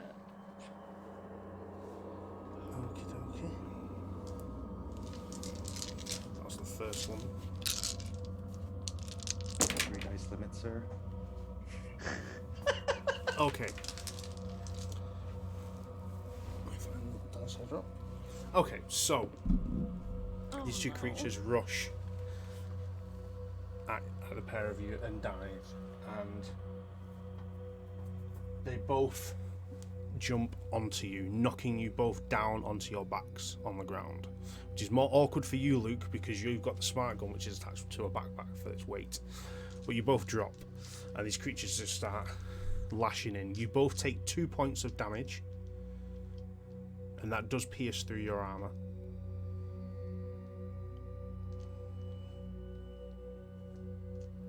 Did you have like tabs on where I was health wise? You were at full health by this point. I know you had took a little bit of damage, but you were back to you were healed. I think I have like 3 here. What's so your does that mean strength? My strength is 3. That's your health. Yeah, I was about to say this is so low. Yeah. Yeah, so we're Oh, down to yeah, 1. that's total. Yeah. Down to 1. I was like, did I lose any? So that's what happens. These two things Okay. just jump on and start unleashing and clawing at the pair of you. The rest of you see this. Vic, you are up next because you got a 2, which kind of makes sense with the other 3 getting a 1 because they were all together, apart from Luke. So Vic, you are dropped onto your back, still have your rifle in hand, and this creature is on top of you, clawing away and trying to stab you with its tail. Yeah. What do you want to do? Yeah. I have a pulse rifle in hand, and we've got that puppy set to auto, so I'm gonna shoot the shit out of it. Okay, so roll. I'm going to say roll ranged combat, even though we are in a close combat situation, but you're using your rifle. So you get a plus. You get your ranged combat plus your agility. You get a +1 for the rifle, you get +2 for full auto, and then you get an additional level of stress, and you roll that dice as well. Okay.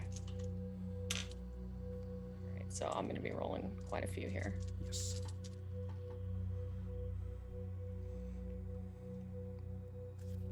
I got a success. Okay. Any fails on any stress dice? No fails. No fails. Okay. Just the one success. Just the one success. Okay. I will say, you can push the roll. You have the ability to push a roll, which means you'll add a level of stress, which you would have to roll, but you can roll all dice that weren't a success to then get a success if you wanted to increase your damage.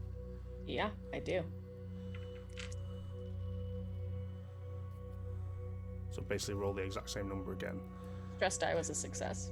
Okay, so how many successes did you get that second time? Oh, 2 successes total. 2 totals. That's your plus rifle does 3 damage. So that's 6 points of damage on this creature.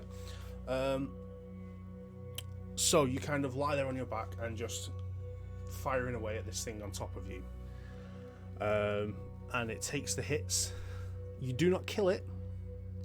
It is still on top of you, but you have certainly fired several holes through it. It is screeching, and this acid blood is spraying everywhere. I will roll Oh no. on the acid blood. Just 1 second. Okay. Luckily, because of the power of your weapon, the blood sprays away from you. So at this time, none of its acidic, metal melting blood has landed on your flesh all around. And I'm gonna shout out, get this shit off of me! Oh my god! Additionally, everyone takes a level of stress witnessing this, apart from Norman. Can I lunge forward and try to push that thing off of Vic? You can now, as we're on everyone else's turns. You kind of all in a combined motion go together. So Luke, you can now go. Lydia, Magdalena, and Norman, you can all now have actions. We'll do Luke first. What do you want to do? I would like to. Am I able to use the smart gun even from this position here? Make me just a ranged combat roll first. Okay.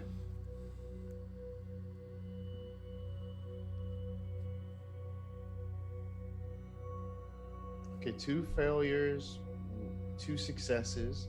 Okay. And let's do that stress dice really quick. On that one, okay, nothing. Nothing. Okay. I'll say, for the purposes of this, yeah, you managed to. The way you've landed, even though it's attached, it's kind of landed at an angle, but it is facing this creature. So you're kind of holding it off to the side, but you can easily kind of shoot into it. Gotcha. So yes, you can use the gun if that's what you want to do. That's what I do, and I do the full auto. Okay, so roll. You just check the smart gun for you. All the pluses. I think it's a +1 on the smart gun as well. Oh no, it's a +3. +3. Wow. So yes, you're going to roll a ranged combat roll, +3 additional die for the smart gun, +2 additional die for full auto, plus an additional stress die. And for those watching, if you enjoy rolling dice, play Alien. But if you enjoy dying quickly, don't play Alien. Or if you do enjoy dying quickly, play Alien. Not that everyone's going to die in the next round or anything. With all those die, no successes, just 2 failures. But on the stress die, let's see what those do. Nothing else. Nothing? Okay. 2 failures. Okay, so you fire off a burst of full auto, but as this thing's kind of like clawing at you and everything, it kind of nudges your position and your gun fires out, but missing this thing. It kind of shoots across its chest away from it though. And I'm just like, while this happened, I'm just like screaming, not like a scared scream, but just like just like a furious scream. Yeah. As I'm letting this go, but obviously it's not doing anything, and I'm just like frustrated now, just trying to scramble and look and see if anybody else is about to get the jump on this thing, as he's trying to size up what to do next if he has another moment to live. Mm-hmm. Okay. Right, to everyone else, Norman, you wanted to jut ahead and try and push the creature off Vic. Make me a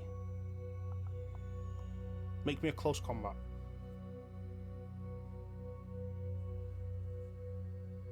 You're muted as well. One success. One success. Okay, let me just. Don't get that many dice for fighting. I suck at fighting. So you lunge forward and just kind of shove at this creature with your one arm, but your body weight to it. I'm gonna try to look like a rabid animal, like I've got rabies, if that's possible. Like I'm just gonna try to like. I mean, get there's a some lot of that white liquid foam and- everywhere, so Yeah, you can't and just try to have that push this thing in like anger while I'm doing it. look. Yeah.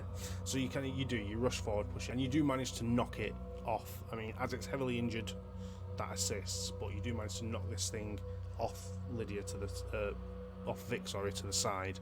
And it kind of rolls on its back and it flails as it's trying to like spin itself around onto its feet.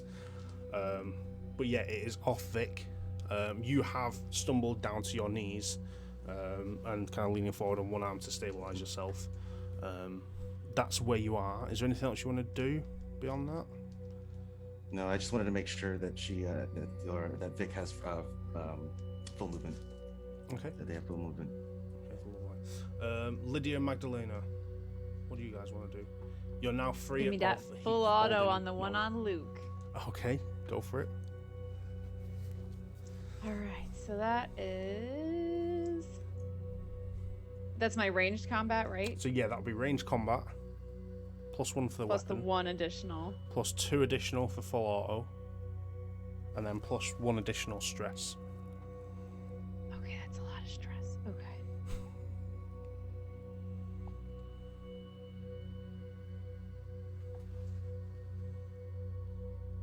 You ready, Luke? That's Yes. 5 successes. Boom! Let's go. Okay. What? Lydia straight as she takes the pulse rifle and just screams at the top of her lungs and starts just unloading everywhere. That's how you do it. Woo! Killing it tonight. Literally. Laying hate. I love it. So you unleash again on this one on top of Luke, and in a hail of gunfire, you just kind of blow into it, and you basically start blowing chunks of its head off, Yes. which fly back away. Just roll.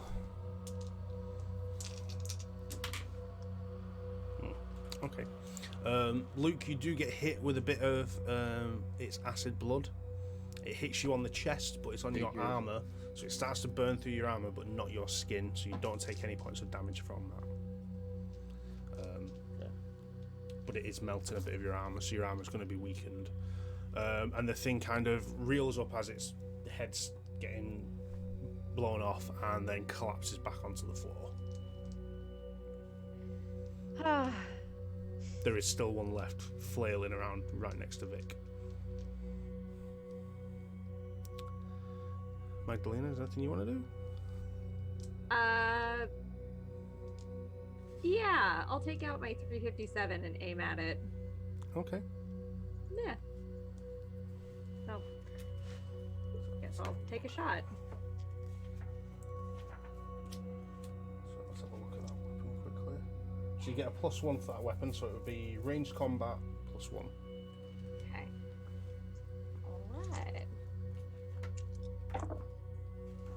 Alright. One success. One success. Yeah. Nice, because the 357 does 2 damage. And you kind of point at this creature that has managed to spin around, get onto its hind legs, and has like lifted itself up into a crouched pouncing position. You kind of aim your revolver at it and go bang, and you hit it square on in the frontal lobe of its head, blowing a chunk of it out, and it just crumples to the ground. Excellent. Then I will Atta girl. constantly be like, and holster it. Yep. Okay. I'm just gonna hold my hand out for Magdalena. I So owe both of you a drink after this is all done and over. I think the world owes us a lot of drinks after this is over. Yep. Even me, I am going to start drinking after this.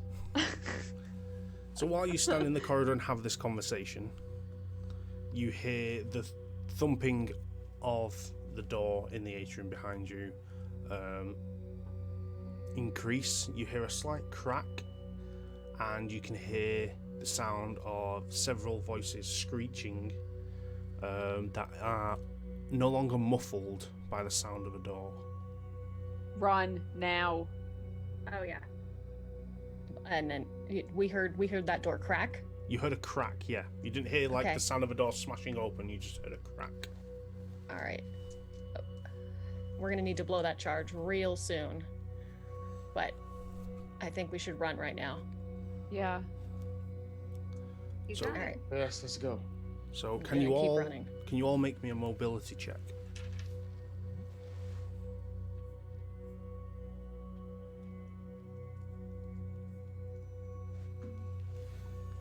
Oh no.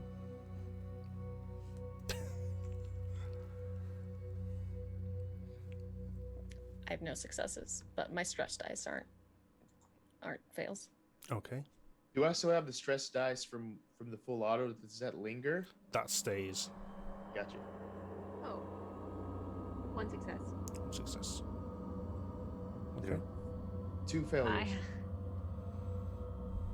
I have 2 failures and both were on the stress dice. Okay. 1 second.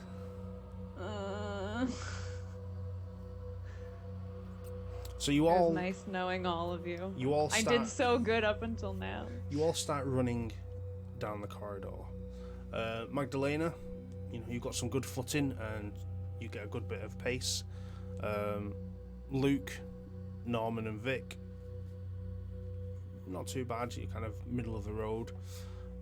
Lydia, you're kind of bringing up the rear and you trip on a piece of this kind of organic matter that's been used to reform the corridors and fall over.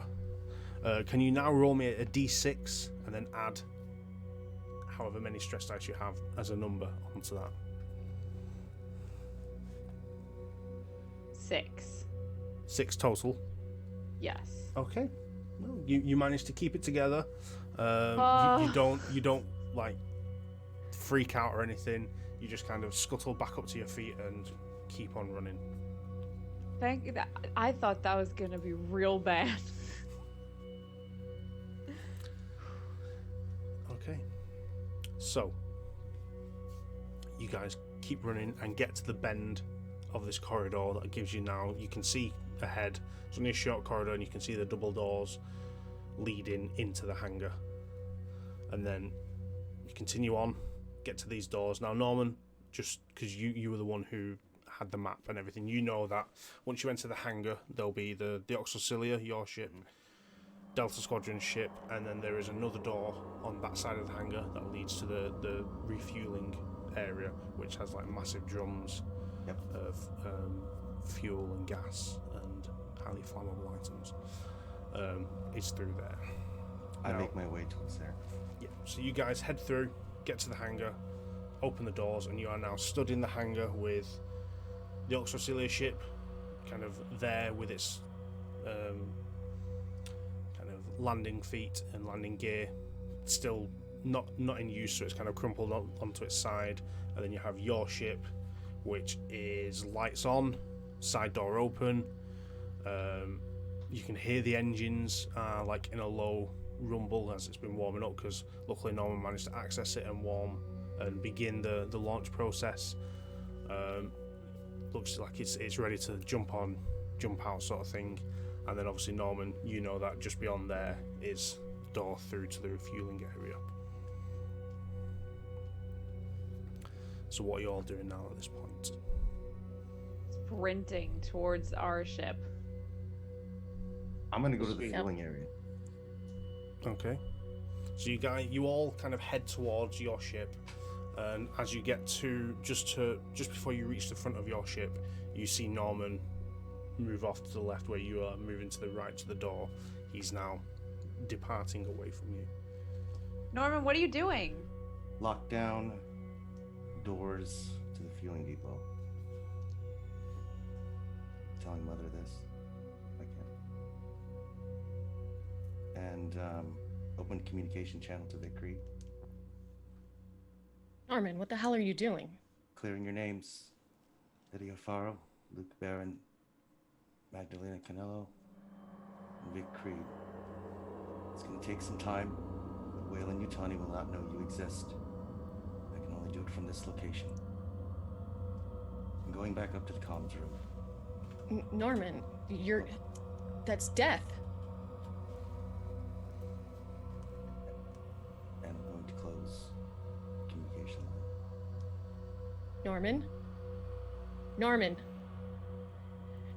Norman, god damn it! He's going back to the comms room. He's gonna die. He said he's clearing our names. And that Wayland Yutani will never know we existed. He's giving our lives back. Well, unfortunately, they're still going to know we exist when we expose all of this. We can do it a lot more safely. Yeah, it'll be harder to trace us, though. We don't even have to use our names. He just gave us a way to save anyone else from this horror without sentencing ourselves to death. Right. And I kind of turn in Norman's direction and I salute him. It's been an honor, Norman Garrett. Thank you for your friendship and your help.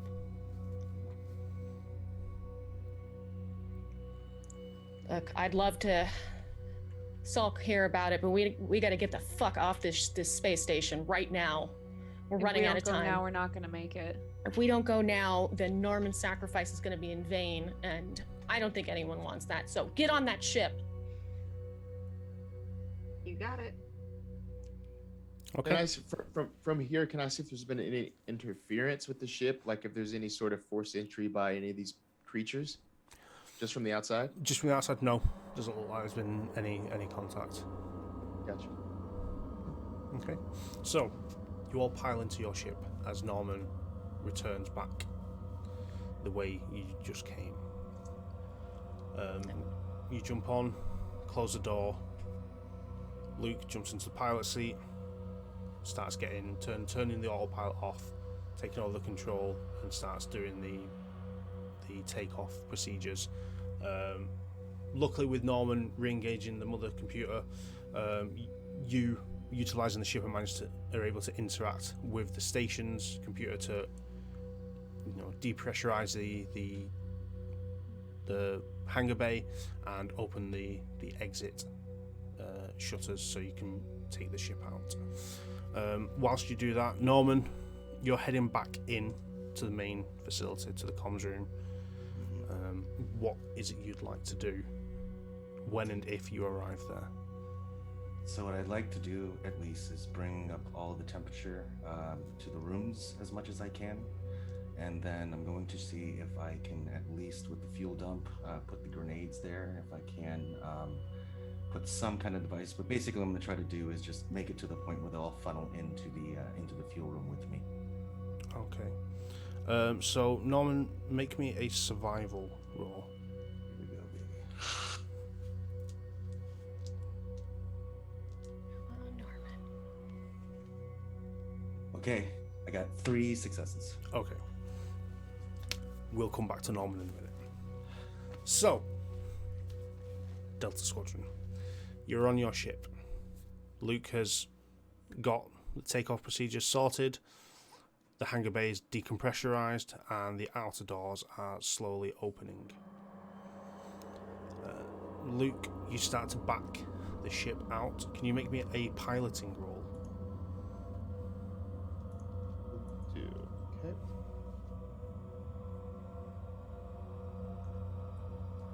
Alright, so that roll is 1 success, 3 failures, and let's get the stress dice really quick. Okay, nothing else. Okay, that's fine. 1 success, 3 failures. Yeah, that's fine. That's just 1 success. Failures on a normal dice don't count. It's only on the stress dice when they count.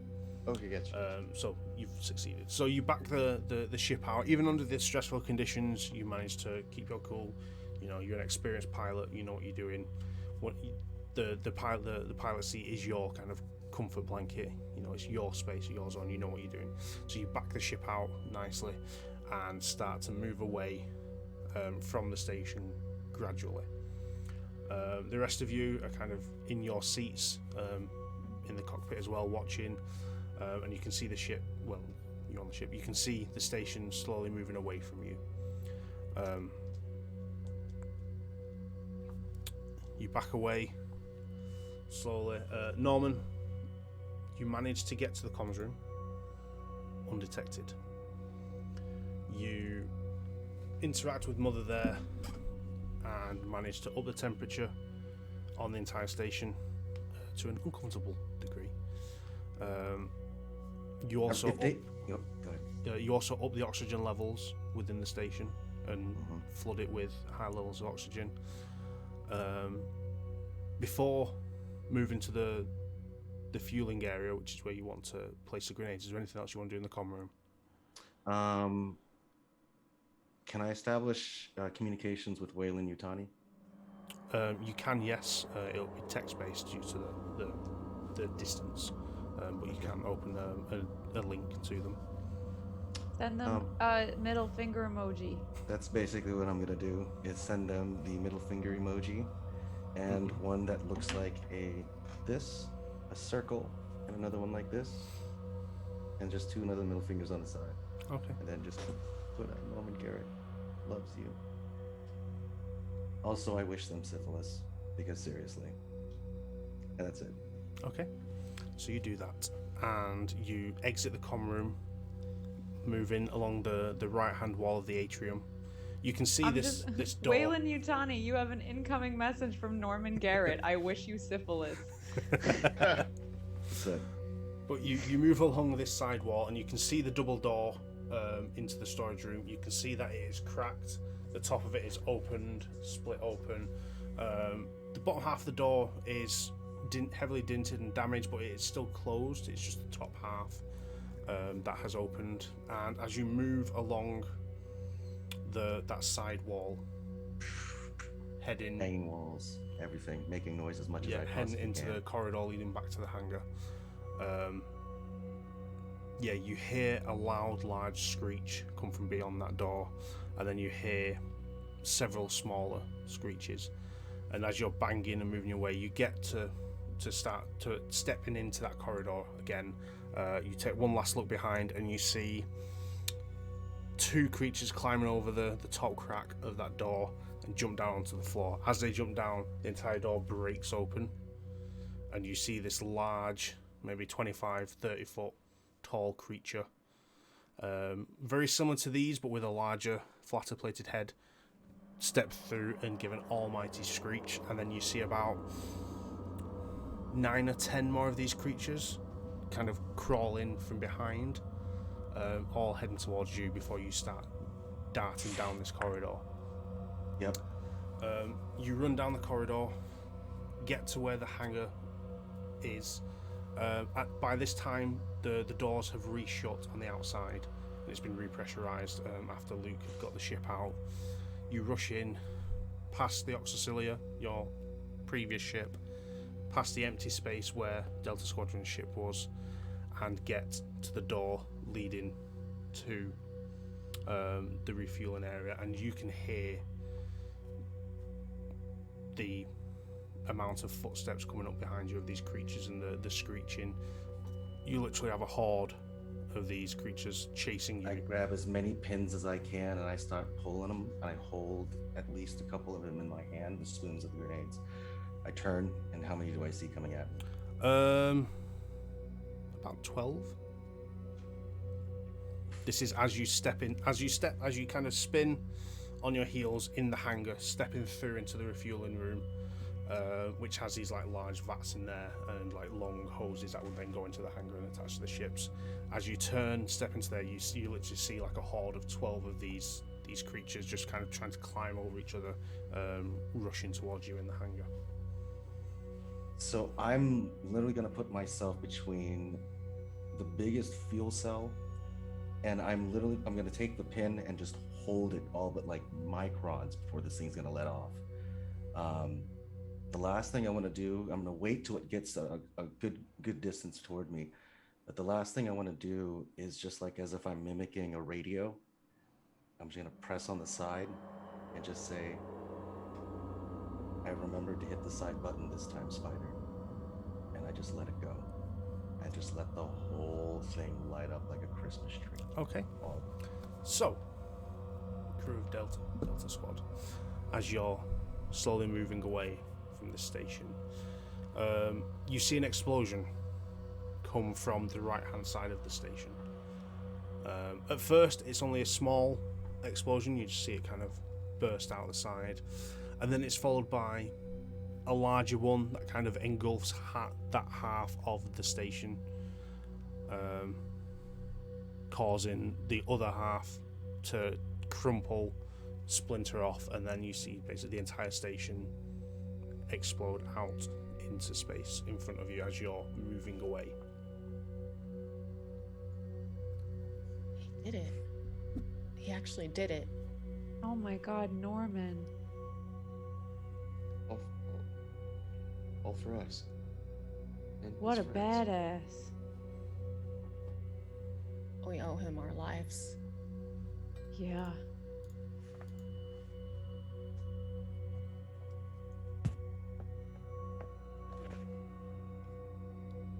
Where to? Home. Can't go home.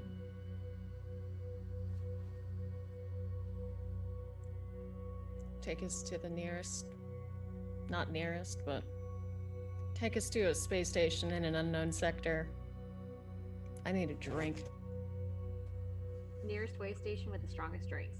Strongest drinks. I mean, you could go back to Gamino Station, where Dave the comedian deckhand is. Yeah, we I can. could use a Dave joke. Yeah, me too. This Back is to the- decided. Let's go. Let's head out. I'll steer us that way. Okay. I give So- Zulu a little pet too, because Zulu's been here the whole time. So as you, Luke, you pilot the ship towards Gamino Station, which is going to take you a few hours to get to,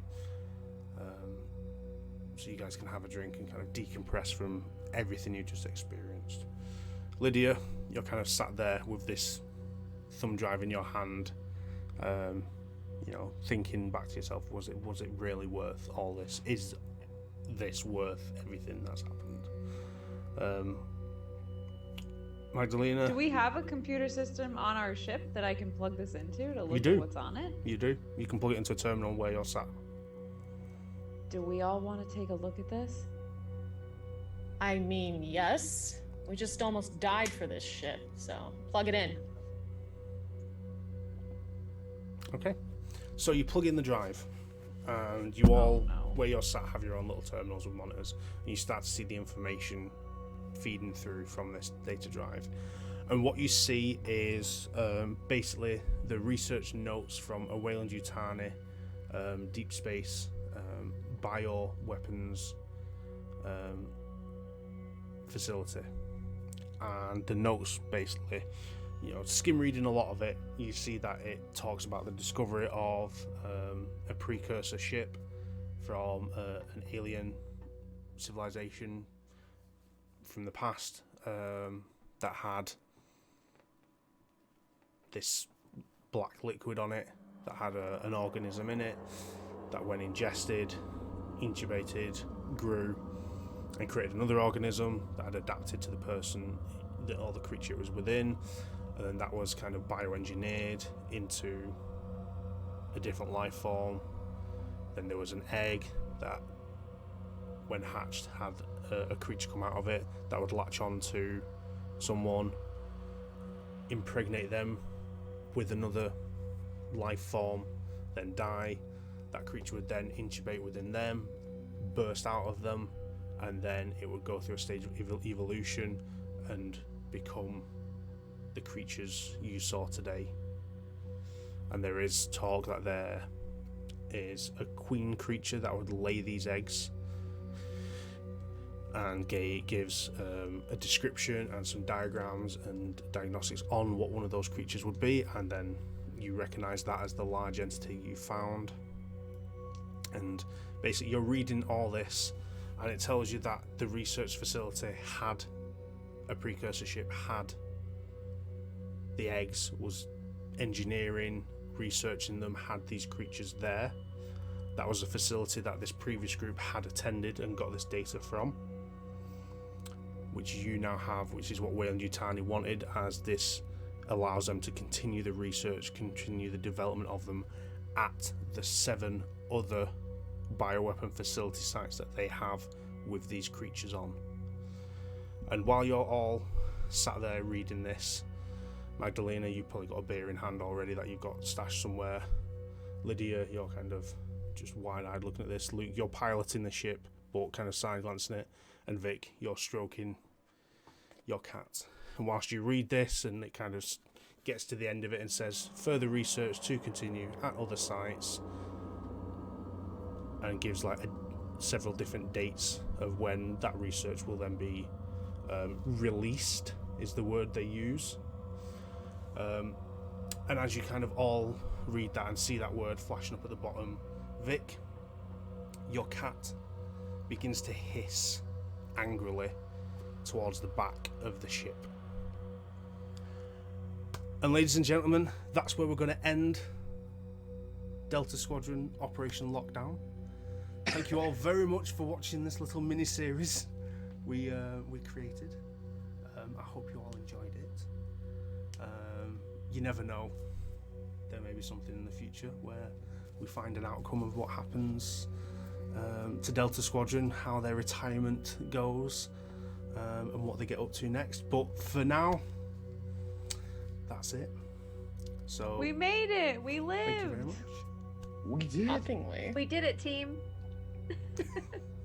But sorry, Norman, you died. I mean, So- in all fairness, I was a hitchhiker, so you know what I mean. Yeah. Didn't have much time left. It's okay. No. So, Wow. yeah, thank you very much for watching. Well Hope done. everyone enjoyed that. Before we close out, a couple of things to do. Everyone, let's go around the table, and you can shout out your socials, what you're up to, where you're going to be, what you're doing. We will start with Lydia. Hey, I am Taylor. You can find me on Instagram at @thebarbarianbarbie. Thank you guys all so much for your love and support for all of the stuff that we're doing. I believe I am on another Initiative Order stream next Friday night. I'm very excited for that. Casual is going to be DMing that one. And other than that, I'll keep y'all posted. Lovely. Next up, Luke Barron.